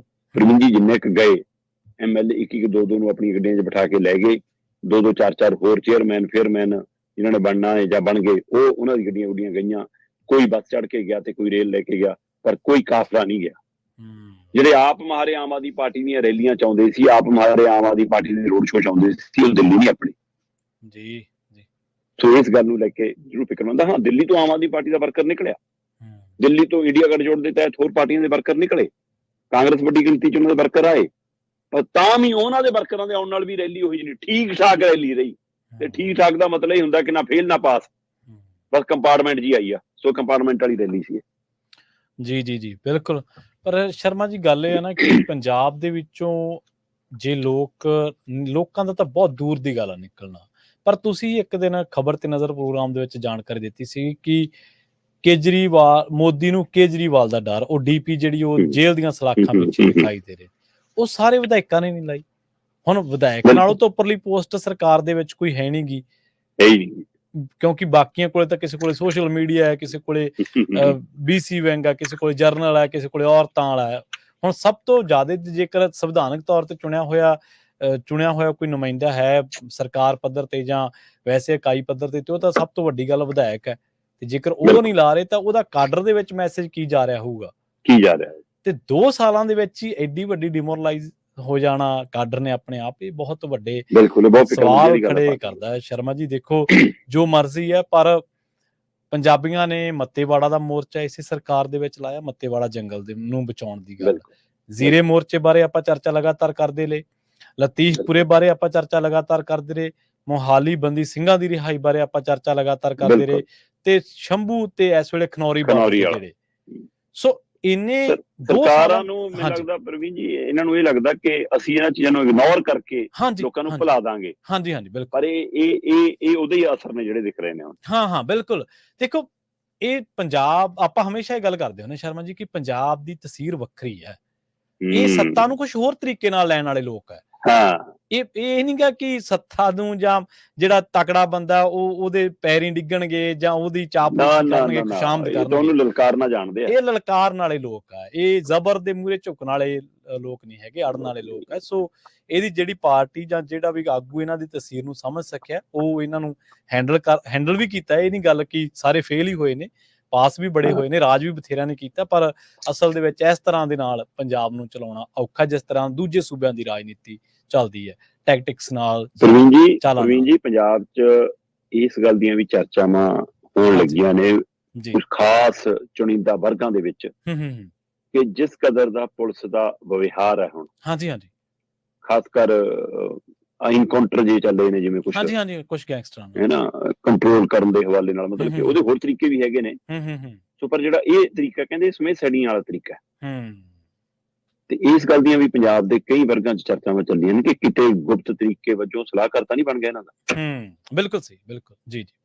ਤੇ ਅਗਲੀ ਖਬਰ ਦੇ ਵੱਲ ਵਧੀਏ, ਆਪਾਂ ਗੱਲ ਕਰੀਏ ਸਾਈਲੋ ਖੋਲਣ ਵਾਲੇ ਮਾਮਲੇ ਦੀ। ਕਹਿੰਦੇ ਮੰਡੀਆਂ ਬੰਦ ਕਰਕੇ ਸਾਈਲੋ ਖੋਲਣਾ, ਜਿਹਦਾ ਆਪਾਂ ਲੰਘੇ ਪ੍ਰੋਗਰਾਮ ਦੇ ਵਿੱਚ ਜ਼ਿਕਰ ਵੀ ਕੀਤਾ ਸੀਗਾ ਸ਼ਰਮਾ ਜੀ, ਉਹ ਹੁਣ ਮਾਮਲਾ ਪੰਜਾਬ ਦੇ ਵਿੱਚ ਵੱਡਾ ਮੁੱਦਾ ਬਣਨ ਲੱਗਿਆ ਜੀ। ਪ੍ਰਵੀਨ ਜੀ, ਜਦੋਂ 3 ਖੇਤੀ ਕਾਨੂੰਨ ਦਾ ਮਾਮਲਾ ਆਇਆ ਸੀ, ਤਦ ਵੀ ਉਹਦੇ ਵਿੱਚ ਸਭ ਤੋਂ ਪਹਿਲਾ ਮੁੱਦਾ ਇਹੀ ਸੀਗਾ ਕਿ ਮੰਡੀਆਂ ਦਾ ਭੋਗ ਪਊਗਾ। ਹਾਂਜੀ ਬਿਲਕੁਲ ਸੀਗਾ। ਔਰ ਕੇਂਦਰ ਉਸ ਗੱਲ ਤੇ ਵਜਿੱਦ ਨਜ਼ਰ ਆਉਂਦਾ ਜਦੋਂ ਦਾ ਉਹ ਪੇਂਡੂ ਵਿਕਾਸ ਫੰਡ ਲਗਾਤਾਰ ਰੋਕਦਾ ਆ ਰਿਹਾ, ਤੇ ਪੰਜਾਬ ਸਰਕਾਰ ਇਸ ਗੱਲ ਨੂੰ ਲੈ ਕੇ ਰੌਲਾ ਜਿਹਾ ਤਾਂ ਪਾਉਂਦੀ ਹੈ ਕਿ ਪੇਂਡੂ ਵਿਕਾਸ ਫੰਡ ਬੰਦ ਕਰਤਾ ਜੀ, ਸਾਡਾ ਦੇ ਨਹੀਂ ਰਹੇ, ਉਹ ਨਹੀਂ ਦੇ ਰਹੇ। ਪਰ ਪੰਜਾਬ ਦੇ ਵਿੱਚ ਆ ਮੰਡੀ ਬੋਰਡ ਦਾ ਭੋਗ ਪਾਉਣ ਦੇ ਆਰਡਰ ਕੌਣ ਕੱਢ ਰਿਹਾ? ਮਾਰਕੀਟ ਕਮੇਟੀਆਂ ਨੂੰ ਖਤਮ ਕਰਕੇ ਸੈਲੋਜ਼ ਨੂੰ ਮਨਜ਼ੂਰੀ ਦੇਣ ਦਾ ਆਰਡਰ ਕੌਣ ਪਾਸ ਕਰ ਰਿਹਾ? ਖੁੱਡੀਆਂ ਸਾਹਿਬ ਮੂੰਹ ਜ਼ਬਾਨੀ ਤਾਂ ਕਹੀ ਜਾਂਦੇ ਆ ਕਿ ਕੋਈ ਮੰਡੀ ਨਹੀਂ ਬੰਦ ਹੋਊਗੀ ਜੀ, ਪਹਿਲਾਂ ਵੀ ਆਏ ਆਰਡਰ ਹੁੰਦੇ ਰਹੇ ਨੇ ਜੀ, ਸੈਲੋ ਐਦਾਂ ਮਨਜ਼ੂਰੀ ਮਿਲਦੀ ਰਹੀ ਆ, ਪਰ ਤੁਸੀਂ ਤਾਂ ਨਵੇਂ ਖੋਲ ਰਹੇ ਹੋ 26 ਨਵੇਂ ਸੈਲੋਜ਼ ਖੋਲਣ ਦੀ ਮਨਜ਼ੂਰੀ ਦੀਆਂ ਗੱਲਾਂ ਚੱਲ ਰਹੀਆਂ। ਤੁਸੀਂ ਪੰਜਾਬ ਦੇ ਵਿੱਚ ਮਾਰਕੀਟ ਕਮੇਟੀਆਂ ਅਧੀਨ ਸੈਂਕੜੇ ਮੰਡੀਆਂ ਆਉਂਦੀਆਂ ਜਿਹਨਾਂ ਨੂੰ ਬੰਦ ਕਰਨ ਦੇ ਹੁਕਮ ਦਿੱਤੇ ਨੇ, ਤੇ ਜਿਹੜੇ ਮੌਜੂਦਾ ਸੈਲੋਜ਼ ਨੇ ਤੁਸੀਂ ਉਹਨਾਂ ਨੂੰ ਮੰਡੀਆਂ ਦਾ ਦਰਜਾ ਦਿੱਤਾ ਕਿ ਉੱਥੇ ਨੂੰ ਜਾਓ। ਸੋ ਇਸ ਗੱਲ ਤੇ 3 ਖੇਤੀ ਕਾਨੂੰਨ ਵਾਪਸ ਹੋਣ ਤੋਂ ਬਾਅਦ ਵੀ ਮੈਂ 2-3 ਪ੍ਰੋਗਰਾਮ 'ਚ ਇਸ ਗੱਲ ਵੱਲ ਇਸ਼ਾਰਾ ਕਰਦਾ ਰਿਹਾ ਕਿ ਅੰਦਰ ਕੁਝ ਪੱਕ ਰਿਹਾ ਹੈ, ਮੰਡੀਆਂ ਨੂੰ ਖਤਮ ਕਰਨ ਦੇ ਲਈ ਕੇਂਦਰ ਦੀ ਕੋਈ ਯੋਜਨਾ ਹੈ ਤੇ ਪੰਜਾਬ ਸਰਕਾਰ ਉਹ 'ਚ ਸ਼ਾਮਲ ਨਜ਼ਰ ਆ ਰਹੀ ਹੈ ਅੱਜ। ਔਰ ਹੁਣ ਜਿਹੜਾ ਮੁੱਦਾ ਕੱਲ ਪਖਿਆ, ਇਹ ਆਪਾਂ ਅੱਜ ਤੋਂ 4 ਦਿਨ ਪਹਿਲਾਂ ਵਿਚਾਰ ਕਰ ਚੁੱਕੇ ਹਾਂ ਪ੍ਰਵੀਨ। ਹਾਂਜੀ ਬਿਲਕੁਲ। ਪੰਜਾਬ ਦੇ ਹਵਾਲੇ ਨਾਲ, ਭਾਰਤ ਦੇ ਹਵਾਲੇ ਨਾਲ, ਅੱਜ ਮੰਗਲਵਾਰ ਹੈ ਜੀ, ਤੇ ਆਪਾਂ ਸ਼ਨੀਵਾਰ ਨੂੰ ਇਸ ਤੇ ਚਰਚਾ ਕੀਤੀ ਸੀ ਬਿਲਕੁਲ। ਤੇ ਇਸ ਲਈ ਹੁਣ ਕੱਲ ਇਹਦੇ ਉੱਤੇ ਤਰਸੱਲੀ ਮਚੀ ਆ, ਸਾਰੀਆਂ ਜਥੇਬੰਦੀਆਂ ਕੱਲ ਰੌਲਾ ਪਾਉਣੀਆਂ ਸ਼ੁਰੂ ਕੀਤੀਆਂ। ਠੀਕ ਹੈ, ਤੇ ਆਉਂਦੇ 1-2 ਦਿਨਾਂ ਵਿੱਚ ਵੱਡੀ ਮੈਂ ਮੰਨ ਸਕਦੀ। ਹੁਣ ਤਾਂ ਡੱਲੇਵਾਲ ਸਾਹਿਬ ਵੀ ਕਹਿੰਦੇ ਕਿ ਪੰਜਾਬ ਸਰਕਾਰ ਦੇ ਪੁਤਲੇ ਫੂਕਣੇ ਆ। ਮਤਲਬ ਇਹ ਸਥਿਤੀ ਤੱਕ ਉਰੇ ਜਾਣਦੇ ਆ। ਜਿਹੜੀ ਗੱਲ ਤੁਸੀਂ ਕਹਿੰਦੇ ਹੋ ਕਿ ਪੰਜਾਬ ਧੌਂਸ ਨਹੀਂ ਚੱਲਦਾ ਕਿਸੇ ਦੀ, ਇਹ ਭਗਵੰਤ ਮਾਨ ਭੁੱਲ ਗਏ, ਇਹਨਾਂ ਦੀ ਸਰਕਾਰ ਇਹ ਭੁੱਲ ਗਈ ਕਿ ਜਦੋਂ 3 ਖੇਤੀ ਕਾਨੂੰਨ ਵਾਪਸ ਕਰਾਏ ਸੀ, ਉਹਨਾਂ 'ਚ ਮੰਡੀਆਂ ਵਾਲਾ ਮਸਲਾ ਵੀ ਅਹਿਮ ਸੀ। ਇੱਕ ਵੇਲੇ ਇਹੀ ਸੀ ਜੀ ਸੀਗਾ ਬਿਲਕੁਲ, ਕਿ ਖੁੱਲੀ ਮੰਡੀ ਜਿੱਥੋਂ ਮਰਜ਼ੀ ਖਰੀਦ ਲਓ, ਜਿੱਥੋਂ ਮਰਜ਼ੀ ਰੱਖ ਲਓ, ਪੈਨ ਕਾਰਡ ਹੋਵੇ ਤੇ ਕੰਪਨੀ ਬਣ ਗਈ। ਤੇ ਉਹ ਮਾਲ ਵੀ ਜਾ ਕੇ ਸੈਲੋਂ 'ਚ ਜਾਣਾ ਸੀ ਤੇ ਤੁਸੀਂ ਸਿੱਧਾ ਭੇਜਣ ਦਾ ਹੁਕਮ ਦੇ ਰਹੇ ਹੋ। ਠੀਕ ਹੈ, ਇਸ ਮਸਲੇ ਤੇ ਕਈਆਂ ਦੇ ਤਰਕ ਹੋਣਗੇ ਕਿ ਜੀ ਸੈਲੋ ਤੋਂ ਵੱਧ ਪੈਸੇ ਮਿਲਣੇ, ਪਰ ਇਹ ਉਨੀ ਦੇਰੇ ਮਿਲਣੇ ਜਿੰਨੀ ਦੇਰ ਦੂਜੀ ਦੁਕਾਨ ਨਾਲ ਹੈਗੀ ਹੈ। ਹਾਂ, ਜਿੰਨਾ ਚਿਰ ਮੰਡੀ ਹੈਗੀ ਹੈ। ਜਦੋਂ ਮੰਡੀ ਖਤਮ ਹੋ ਗਈ ਫਿਰ ਉਹਨਾਂ ਦਾ ਇੱਕ ਅਧਿਕਾਰ ਹੋਊਗਾ। ਇਕਨੋਮਿਕਸ ਪੜ੍ਹ ਕੇ ਦੇਖ ਲੈਣ, ਉਹਨਾਂ 'ਚ ਪਤਾ ਲੱਗ ਜੂਗਾ ਕਿ ਇੱਕ ਅਧਿਕਾਰ ਦਾ ਕੀ ਮਤਲਬ ਹੁੰਦਾ, ਇੱਕ ਕੰਪਨੀ ਦਾ ਕੀ ਮਾਇਨੇ ਨੇ। ਫਿਰ ਉਹਦੀ ਮਨਮਰਜ਼ੀ ਚੱਲਦੀ ਹੈ। ਹਾਂਜੀ ਹਾਂਜੀ, ਤੁਸੀਂ ਹਿਮਾਚਲ ਵਾਲੀ ਉਦਾਹਰਨ ਦਿੱਤੀ ਸੀ। ਬਿਲਕੁਲ, ਉਹ ਸੇਬਾਂ ਵਾਲਾ ਮਾਮਲਾ ਬਹੁਤ ਵੱਡਾ ਹੈ। ਹਾਂਜੀ ਹਾਂਜੀ, ਤੇ ਇਸ ਪਹਿਲੂ ਤੇ ਇਹ ਵੀ ਹੈ ਕਿ ਇਹ ਜਦੋਂ ਇਹ ਸੈਲੋਜ਼ ਇਸੇ ਤਰ੍ਹਾਂ ਕੰਮ ਕਰਨ ਲੱਗ ਗਏ, ਫਿਰ ਡਿਮਾਂਡ ਐਂਡ ਸਪਲਾਈ ਵਾਲਾ ਮਸਲਾ ਵੀ ਆਉਣਾ ਕਿ ਹਾਂਜੀ ਸਾਨੂੰ ਤਾਂ ਲੋੜ ਹੀ ਨਹੀਂ ਤੁਹਾਡੇ ਅਨਾਜ ਦੀ, ਤੇ ਫਿਰ ਕੱਲ ਨੂੰ ਜਿਹੜੀਆਂ ਦੋ ਫਸਲਾਂ ਤੇ ਮਿਲਦੀ MSP ਉਹ ਵੀ ਗਵਾ ਲੈਣਗੇ। ਤੇ ਤਈਆਂ ਦੀ ਗੱਲ ਚੱਲਦੀ ਹੈ ਜੇ ਤਈਆਂ ਤੇ ਲੈਣੀ ਹੈ। ਸੋ ਇਹ ਹੁਣ ਪੰਜਾਬ ਦੀਆਂ ਲਗਭਗ ਸਾਰੀਆਂ ਕਿਸਾਨ ਜਥੇਬੰਦੀਆਂ ਨੇ ਇਸ਼ਤਿਹਾਰਾਂ ਨਾਲ ਮਾਰਿਆ। ਰਾਜਨੀਤਿਕ ਧਿਰਾਂ ਵੀ ਬੋਲੀਆਂ। ਇਹ ਵੱਖਰੀ ਗੱਲ ਹੈ ਕਿ ਜਦੋਂ ਅਕਾਲੀ ਦਲ ਉੱਧਰ ਸੀਗਾ ਤਾਂ ਤਿੰਨ ਖੇਤੀ ਕਾਨੂੰਨਾਂ ਦੀ ਵਕਾਲਤ ਕਰਦਾ ਸੀ, ਅੱਜ ਬਾਹਰ ਹੈ ਤੇ ਅੱਜ ਕਹਿੰਦਾ ਕਿ ਇਹ ਦੇਖੋ ਜੀ ਸੈਲੋਜ਼ ਨੂੰ ਮਨਜ਼ੂਰੀ ਦੇ ਰਹੇ ਨੇ, ਕਿਸਾਨ ਵਿਰੋਧੀ ਨੇ, ਛੁਰਾ ਮਾਰ ਰਹੇ ਨੇ ਪਿੱਠਾਂ 'ਚ। ਸੋ ਜਿਹੜੀ ਧਿਰ ਸੱਤਾ ਤੋਂ ਬਾਹਰ ਹੁੰਦੀ ਹੈ ਉਸ ਨੂੰ ਫਿਰ ਪੰਜਾਬ ਦਾ ਬਹੁਤ ਫਿਕਰ ਹੁੰਦਾ। ਬਿਲਕੁਲ। ਇਹ ਤਾਂ ਜਦੋਂ ਤਿੰਨ ਖੇਤੀ ਕਾਨੂੰਨਾਂ ਦੀ ਲੜਾਈ ਸੀ ਤਾਂ ਕੇਜਰੀਵਾਲ ਰੋਜ਼ ਧਰਨੇ ਜਾ ਕੇ ਦਿੱਲੀ ਬੈਠਦੇ ਸੀ। ਕਾਂਗਰਸ ਲੁਕ ਕੇ ਕਰਦੀ ਸੀ ਕਿ ਅਸੀਂ ਸਮਰਥਨ ਕਰਦੇ ਹਾਂ, ਪਰ ਸਮਰਥਨ ਕਰ ਨਹੀਂ ਪਾ ਰਹੇ। ਹੁਣ ਕਾਂਗਰਸ ਕਹਿੰਦੀ ਅਸੀਂ ਕਿਸਾਨਾਂ ਦੇ ਨਾਲ ਖੁੱਲ ਗਏ ਹਾਂ ਕਿਉਂਕਿ ਹੁਣ ਤੁਸੀਂ ਸੱਤਾ ਤੋਂ ਬਾਹਰ ਬੈਠੇ। ਸੱਤਾ ਤੋਂ ਬਾਹਰ ਹੋ, ਬਿਲਕੁਲ। ਸੋ ਸੱਤਾ ਤੋਂ ਬਾਹਰ ਵਾਲਿਆਂ ਨੂੰ ਫਿਰ ਬਹੁਤ ਹੇਜ ਜਾਗਦਾ, ਪਰ ਇੱਕ ਵੱਡਾ ਮਾਰੀ ਜਾ ਰਹੀ ਹੈ। ਔਰ ਇਹਦੇ ਪਿੱਛੇ ਭਾਜਪਾ ਦੀ ਪਾਲਿਸੀ ਆ ਤੇ ਭਾਜਪਾ ਦੇ ਪਿੱਛੇ ਵਪਾਰੀ ਪਾਲਿਸੀ ਆ, ਤੇ ਉਸ ਵਪਾਰੀ ਪਾਲਿਸੀ ਨੂੰ ਪੰਜਾਬ ਸਰਕਾਰ ਜੇ ਮਨਜ਼ੂਰੀ ਦੇ ਰਹੀ ਆ, ਇਹਦਾ ਮਤਲਬ ਆਮ ਆਦਮੀ ਪਾਰਟੀ ਦੀ ਸਰਕਾਰ ਆ ਜਾਂ ਭਾਜਪਾ ਦੀ ਸਰਕਾਰ, ਇਹ ਮੁੜ ਕੇ ਵਿਚਾਰਿਆ ਜਾਵੇ। ਜਿਹੜੀ ਤੁਸੀਂ ਸੁਖਬੀਰ ਬਾਦਲ ਵਾਲੀ ਗੱਲ ਕੀਤੀ ਹੈ ਸ਼ਰਮਾ ਜੀ, ਇਹ ਵੀ ਸਵਾਲ ਬਣਦਾ ਪੰਜਾਬ ਦੇ ਵਿੱਚ ਸਾਈਲੋ ਲੈ ਕੇ ਕੌਣ ਆਇਆ? ਸਾਈਲੋ ਲੱਗੇ ਕਿਹਦੇ ਰਾਜ ਦੇ ਵਿੱਚ? ਕਿਹਦੇ ਰਾਜ? ਬਿਲਕੁਲ ਜੀ। ਤੇ ਅਗਲੀ ਖਬਰ ਦੇ ਵੱਲ ਵਧ ਗਏ ਸ਼ਰਮਾ ਜੀ, ਗੱਲ ਕਰੀਏ ਪੰਜਾਬ ਦੇ ਵਿੱਚ ਭਾਜਪਾਈ ਉਮੀਦਵਾਰਾਂ ਦੀ। ਕਹਿੰਦੇ ਟਕਸਾਲੀ ਭਾਜਪਾਈ ਵਹਿੰਦੇ ਰਹਿ ਗਏ ਤੇ ਕਾਂਗਰਸੀ ਨਵੇਂ ਆਏ ਭਾਜਪਾ ਦੇ ਵਿੱਚ ਉਹ ਟਿਕਟਾਂ ਲੈ ਗਏ। ਇੱਕ ਤੁਸੀਂ ਤਸਵੀਰ ਦਾ ਹਵਾਲਾ ਦਿੰਦੇ ਹੁੰਦੇ ਜਿਹਦੇ ਵਿੱਚ ਰਾਜਪਾਲ ਨੂੰ ਕੋਈ ਮੈਮੋਰੈਂਡਮ ਦੇਣ ਗਏ ਸੀਗੇ, ਉਹਦੇ 'ਚ ਸਾਰੇ ਹੀ ਕਾਂਗਰਸੀ ਸੀਗੇ। ਤੇ ਹੁਣ ਜਿਨ੍ਹਾਂ ਨੂੰ ਟਿਕਟਾਂ ਨਹੀਂ ਮਿਲੀਆਂ ਸ਼ਰਮਾ ਜੀ, ਉਹਨਾਂ ਦੇ ਮਨਾਂ ਦੇ ਵਿੱਚ ਸਵਾਲ ਤਾਂ ਆਉਂਦਾ ਹੋਊਗਾ ਵੀ ਆਪਾਂ ਐਵੇਂ ਕਿਸਾਨਾਂ ਤੋਂ ਗਾਲਾਂ ਖਾਈ ਗਏ, ਕਿਸਾਨਾਂ ਨਾਲ ਮੁਕਾਬਲਾ ਕਰੀ ਗਏ, ਪਰ ਟਿਕਟਾਂ ਤਾਂ ਹੁਣ ਆਹ ਜਿਹੜੇ ਨਵੇਂ ਆਏ ਆ ਇਹਨਾਂ ਨੂੰ ਹੀ ਮਿਲਣੀਆਂ ਸੀਗੀਆਂ। ਪ੍ਰਵੀਨ ਜੀ, ਲਿਸਟ ਆਈ ਤੇ ਉਹ ਮੇਰੇ ਫੋਨ ਤੇ ਜਦੋਂ ਮੈਨੂੰ ਉਪਲਬਧ ਹੋਈ ਕਿ ਭਾਰਤੀ ਜਨਤਾ ਪਾਰਟੀ ਨੇ ਪੰਜਾਬ 'ਚ ਉਮੀਦਵਾਰ ਐਲਾਨ ਤੇ ਮੈਂ ਲਿਸਟ ਖੋਲੀ ਤੇ ਮੈਂ ਪੜ੍ਹਿਆ ਪਰਨੀਤ ਕੌਰ, ਰਵਨੀਤ ਬਿੱਟੂ, ਸੁਸ਼ੀਲ ਰਿੰਕੂ, ਹੰਸਰਾਜ ਹੰਸ, ਤਰਨਜੀਤ ਸੰਧੂ। ਮੈਂ 2-3 ਵਾਰ ਦੇਖਿਆ ਕਿ ਉੱਪਰ ਲਿਖਿਆ ਭਾਰਤੀ ਜਨਤਾ ਪਾਰਟੀ, ਔਰ ਥੱਲੇ ਲੀਡਰ ਤਾਂ ਦਲ ਬਦਲੂ ਵਾਲੇ ਨੇ। ਇਹ ਭਾਜਪਾ ਵਾਲੀ ਲਿਸਟ ਕਿਵੇਂ ਹੋ ਗਈ?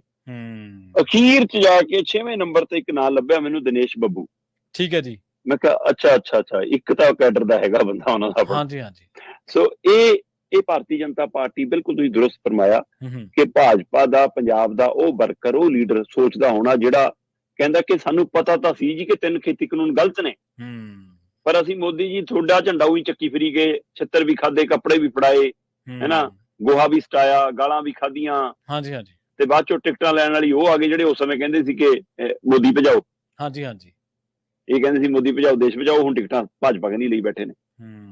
ਸੋ ਇਹ ਤਸਵੀਰਾਂ ਬਦਲਦੀਆਂ ਰਹਿੰਦੀਆਂ ਪ੍ਰਵੀਨ ਜੀ। ਪਰਨੀਤ ਕੌਰ 4 ਵਾਰ ਦੀ ਮੈਂਬਰ ਪਾਰਲੀਮੈਂਟ, ਉਹਦਾ ਘਰ ਵਾਲਾ 2 ਵਾਰ ਪੰਜਾਬ ਦਾ ਮੁੱਖ ਮੰਤਰੀ ਕਾਂਗਰਸ ਵੱਲੋਂ, ਤੇ ਹੁਣ ਕਹਿੰਦੇ ਜੀ ਟਿਕਟ ਭਾਜਪਾ ਤੋਂ ਮਿਲ ਗਈ ਤੇ ਭਾਜਪਾ ਹੀ ਹੋ ਗਏ। ਤੇ ਇਹੀ ਪਟਿਆਲੇ ਦੇ ਵਿੱਚ ਸਵਾਲ ਕਾਂਗਰਸ ਮੂਹਰੇ ਵੀ ਆ ਖੜਾ ਹੋਇਆ। ਉਹਨਾਂ ਨੇ ਆਮ ਆਦਮੀ ਪਾਰਟੀ ਦੀ ਪਹਿਲੀ ਵਾਰ ਦੇ ਐਮਪੀਆਂ ਚੋਂ 4 ਐਮਪੀਆਂ ਚੋਂ ਐਮਪੀ ਬਣੇ ਧਰਮਵੀਰ ਗਾਂਧੀ ਲਿਆਂਦਾ। ਉਹ ਕਹਿੰਦੇ ਪਹਿਲਾਂ ਮੈਂ ਕਾਮਰੇਡ ਸੀ ਪਰ ਹੁਣ ਮੈਂ ਕਾਂਗਰਸੀ ਹੋ ਗਿਆ, ਰਾਹੁਲ ਗਾਂਧੀ ਤੋਂ ਬਹੁਤ ਪ੍ਰਭਾਵਿਤ ਹਾਂ। ਤੇ ਹੁਣ ਇਹ ਸਵਾਲ ਕਾਂਗਰਸ ਮੂਹਰੇ ਕਿ ਕਾਂਗਰਸ ਕੋਲ ਪਟਿਆਲੇ 'ਚ ਵਰਕਰ ਕੱਲੀ ਪਰਨੀਤ ਕੌਰ ਸੀ, ਹੋਰ ਕੋਈ ਵਰਕਰ ਨਹੀਂ ਮਿਲਿਆ। ਜੀ ਬਿਲਕੁਲ ਠੀਕ ਹੈ, ਗਾਂਧੀ ਹੋਰੀ ਸਮਾਜਿਕ ਤੌਰ ਤੇ ਚੰਗੀ ਪਹਿਚਾਣ ਰੁਤਬਾ ਰੱਖਦੇ ਨੇ, ਕਾਂਗਰਸ ਦੀ ਮਜਬੂਰੀ ਹੋਊਗੀ ਗਾਂਧੀ ਨੂੰ ਲਿਆਉਣਾ। ਹਾਂਜੀ ਬਿਲਕੁਲ ਠੀਕ ਹੈ। ਤੇ ਪਰ ਵਰਕਰ ਤਾਂ ਉੱਥੇ ਵੀ ਕਾਂਗਰਸ ਸੋਚਦਾ ਹੋਊਗਾ ਨਾ ਕਿ ਸਾਡਾ ਕੀ ਕੰਮ ਹੈ, ਫਿਰ ਸਾਡਾ ਕੰਮ ਕਦੇ ਪਰਨੀਤ ਮਗਰ ਤੁਰ ਪਾਉਣ, ਗਾਂਧੀ ਮਗਰ ਤੁਰ ਪਾਉ। ਬਿਲਕੁਲ। ਦੂਆ ਰਵਨੀਤ ਬਿੱਟੂ 3 ਵਾਰ ਐਮਪੀ ਬਣ ਲਿਆ ਅਗਲਾ ਕਾਂਗਰਸ ਵੱਲੋਂ, ਤੇ ਤਾਂ ਵੀ ਹੁਣ ਭਾਜਪਾ 'ਚ। ਜੀ ਇਹ ਭਾਜਪਾ ਦੀ ਲਿਸਟ ਹੈ ਕਿ 4 ਦਿਨ ਪਹਿਲਾਂ ਆਓ ਤੇ ਟਿਕਟ ਲੈ ਜਾਓ। ਫਰਕ ਕੀ ਆਮ ਆਦਮੀ ਪਾਰਟੀ ਤੇ ਭਾਜਪਾ ਹੀ, ਉਹ ਦੱਸ ਦਿਓ ਮੈਨੂੰ। ਇੱਧਰ ਜੀ ਸੁਸ਼ੀਲ ਰਿੰਕੂ ਕਾਂਗਰਸ ਤੋਂ ਸ਼ੁਰੂ ਹੋਇਆ, ਆਪ ਚ ਆਇਆ, ਆਪ ਚੋਣ ਭਾਜਪਾ 'ਚ। ਕਹਿੰਦੇ ਜੀ ਜਲੰਧਰ ਤੋਂ ਬਸ ਚੋਣ ਨਿਸ਼ਾਨ ਬਦਲਿਆ, ਉਮੀਦਵਾਰ ਤਾਂ ਉਹੀ ਹੈ, ਫਿਕਰ ਨਾ ਕਰੋ। ਹਾਂਜੀ ਬਿਲਕੁਲ। ਰਿੰਕੂ ਦੀ ਉਮੀਦਵਾਰੀ ਬਰਕਰਾਰ ਹੈ। ਹੰਸਰਾਜ ਹੰਸ ਅਕਾਲੀ ਦਲ ਤੋਂ ਹਾਰਿਆ ਸੀ, ਕਾਂਗਰਸ ਦੀ ਸਟੇਜ ਤੋਂ ਭੱਜਿਆ ਸੀ, ਦਿੱਲੀ ਜਾ ਕੇ ਐਮਪੀ ਮਿਲ ਗਈ ਸੀ, ਵਾਪਸ ਆ ਕੇ ਫਿਰ ਭਗਵੰਤ ਮਾਨ ਨੂੰ ਮਿਲ ਰਿਹਾ ਸੀ, ਤੇ ਭਗਵੰਤ ਮਾਨ ਹੋਰੀ ਕਹਿੰਦੇ ਜਲੰਧਰ ਤੋਂ ਉਤਾਰਨ ਨੂੰ ਫਿਰਦੇ ਸੀ, ਭਾਜਪਾ ਕਹਿੰਦੀ ਨਾ ਫੋਟੋ ਤਾਂ ਆਪਾਂ ਹੀ ਜਾਰੀ ਕਰਦੇ ਆ, ਪਰਨਾ ਪਾਉਣ ਵਾਲੀ ਕਿਤੇ ਆਪਣੇ ਵਾਲੀ ਦੀ ਨਾ ਜਾਰੀ ਹੋ ਜਾਵੇ, ਇਸ ਲਈ ਭੇਜ ਦਿਓ ਇਹਨੂੰ ਫਰੀਦਕੋਟ ਕਹਿੰਦੇ। ਤੇ 2-3 ਪਾਰਟੀਆਂ ਬਦਲ ਕੇ ਆਇਆ ਬਾਂਸਰਾਜ ਜੀ ਜੀ ਬਿਲਕੁਲ। ਇਹਦਾ ਮਤਲਬ ਭਾਜਪਾ ਟਕਸਾਲੀ ਭਾਜਪਾ ਹੀ ਤਾਂ ਨਹੀਂ ਹੈਗਾ ਨਾ। ਤੇ ਤਰਨਜੀਤ ਸੰਧੂ ਸਾਹਿਬ ਅੰਮ੍ਰਿਤਸਰ ਤੋਂ ਟਿਕਟ ਮਿਲ ਗਈ। ਜੈ ਸ਼ੰਕਰ ਦੇ ਬਹੁਤ ਨੇੜਲੇ ਮਿੱਤਰਾਂ ਚੋਂ ਮਿੱਤਰ ਨੇ, ਉਹਨਾਂ ਦਾ ਰਹੀ ਮੋਦੀ ਦੇ ਖਾਸ ਬਣ ਗਏ ਨੇ। ਅਮਰੀਕਾ ਦੇ ਵਿੱਚ ਰਾਜਦੂਤ ਰਹੇ ਨੇ, ਰਾਜਦੂਤ ਦੇ ਨਾਤੇ ਭਾਰਤੀ ਕਹਿੰਦੇ ਲਈ ਖੁਸ਼ੀ ਮਹਿਸੂਸ ਕਰਦੇ ਸੀ, ਪਰ ਕਈ ਮਾਮਲਿਆਂ 'ਚ ਘਿਰ ਵੀ ਗਏ ਸੀ। ਮੋਦੀ ਦੀ ਸਾਥ ਦੇਣ ਦਾ ਨਤੀਜਾ ਵੀ ਭੁਗਤਣਾ ਪੈਂਦਾ ਰਿਹਾ ਸੀ, ਪਰ ਉਹ ਚਿਹਤੇ ਹੋਣ ਦਾ ਫਾਇਦਾ ਵੀ ਮਿਲਿਆ। ਹਾਂਜੀ ਟਿਕਟ ਮਿਲੀ, ਅੰਮ੍ਰਿਤਸਰ ਤੋਂ ਟਿਕਟ ਆਉਂਦੀ ਮਿਲ ਗਈ। ਸੇਵਾ ਮੁਕਤ ਹੁੰਦੇ ਹੀ ਭਾਰਤੀ ਵਿਦੇਸ਼ੀ ਸੇਵਾਵਾਂ ਤੋਂ ਪੰਥਕ ਪਰਿਵਾਰ ਨਾਲ ਸੰਬੰਧ ਰੱਖਦੇ ਤੇਜਾ ਸਿੰਘ ਸੁੰਦਰੀ ਪਰਿਵਾਰ ਚੋਂ ਨੇ, ਉਹਨਾਂ ਦੇ ਪੋਤੇ ਲੱਗਦੇ ਆ, ਪਰ ਮਤਲਬ ਉਹ ਪੰਥ ਲਈ ਕੰਮ ਕਰਦੇ ਸੀ, ਰਾਜਨੀਤੀ ਲਈ ਕੰਮ ਕਰਨ ਲੱਗ ਪਏ ਤੇ ਟਿਕਟ ਮਿਲ ਗਈ। ਸਵਾਲ ਤਾਂ ਇਹ ਵੀ ਕਿ ਕੈਡਰ ਨੂੰ ਟਿਕਟ ਤਾਂ ਨਹੀਂ ਹੈ ਨਾ, ਤੇ ਭਾਜਪਾ ਕੋਲ ਵਰਕਰੇ ਨਹੀਂ ਹੈਗੇ, ਫਿਰ 13 ਸੀਟਾਂ ਤੇ ਲੜਨ ਦੀ ਕੀ ਲੋੜ ਸੀ? ਨਾ ਲੜਦੇ। ਜੇ ਕਾਂਗਰਸੀ ਨੂੰ ਲੜਾਉਣਾ ਸੀ ਫਿਰ ਅਗਲੇ ਲੜੇ ਰਹੇ ਸੀ ਕਿਤੇ ਨਾ ਕਿਤੇ। ਸੋ ਹੁਣ ਇਹ ਭਾਜਪਾ ਦਾ ਕੈਡਰ ਪੰਜਾਬ ਦੇ ਵਿੱਚ ਬਹੁਤ ਔਖਾਈ ਮਹਿਸੂਸ ਕਰ ਰਿਹਾ। ਕੀ ਉਹ ਇਹਨਾਂ ਨੂੰ ਵੋਟ ਪਾ ਪਾਏਗਾ ਜਾਂ ਨਹੀਂ, ਜਾਂ ਉਹਨਾਂ ਦੀ ਇਹਨਾਂ ਨੂੰ ਵੋਟ ਪਾਉਣੀ ਮਜਬੂਰੀ ਹੋਏਗੀ, ਕੀ ਸਥਿਤੀ ਹੋਏਗੀ, ਜੇ ਸਪਸ਼ਟ ਨਹੀਂ ਹੈ। ਥੱਲੇ ਲੈ ਦੇ ਕੇ ਦਿਨੇਸ਼ ਬੱਬੂ ਨੂੰ ਭਾਜਪਾਈਆਂ ਚੋਂ ਟਿਕਟ ਮਿਲੀ ਹੈ ਗੁਰਦਾਸਪੁਰ ਦੀ। ਅਜੇ 7 ਐਲਾਨਣੇ ਆ, 7 'ਚ ਭਾਜਪਾ ਉਮੀਦ ਕਰਦੀ ਹੈ ਕਿ ਸ਼ਾਇਦ 2-4 ਸਾਨੂੰ ਮਿਲ ਜਾਵੇ, ਪਤਾ ਲੱਗ ਰਿਹਾ 3-4 ਹੋਰ ਇਹੋ ਜਿਹਿਆਂ ਨੂੰ ਮਿਲਣੀ। ਤੇ ਪਰ ਉਹਦੇ ਲਈ ਵੀ ਸੀਟ ਇਸ ਲਈ ਔਖੀ ਹੈ ਕਿ ਵਿਨੋਦ ਖੰਨਾ ਸਨੀ ਦਿਓਲ ਵਾਲੀ ਸੀਟ ਰਹੀ ਹੈ, ਜਿਹੜੀ ਸੀਟ ਤੇ ਕਲਾਕਾਰ ਦੇਖਣ ਦੀ ਆਦਤ ਪੈ ਗਈ ਹੋਵੇ, ਉੱਥੇ ਬੱਬੂ ਲਈ ਮੁਸੀਬਤ ਵੀ ਹੋਣੀ, ਕਿਉਂਕਿ ਆਪਣੀ ਪਾਰਟੀ 'ਚ 2-3 ਧੜੇ ਵੀ ਹੈਗੇ ਉੱਥੇ।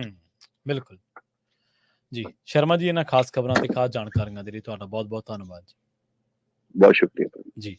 ਪ੍ਰੋਗਰਾਮ ਖਬਰ ਤੇ ਨਜ਼ਰ ਨੂੰ ਆਪਾਂ ਇੱਥੇ ਹੀ ਸਮਾਪਤ ਕਰਾਂਗੇ। ਤੁਹਾਡਾ ਸਾਰਿਆਂ ਦਾ ਵੀ ਬਹੁਤ ਧੰਨਵਾਦ। ਸਤਿ ਸ਼੍ਰੀ ਅਕਾਲ। ਜੁੜੇ ਰਹੋ ਪੰਜਾਬੀ ਰੇਡੀਓ USA ਦੇ ਨਾਲ।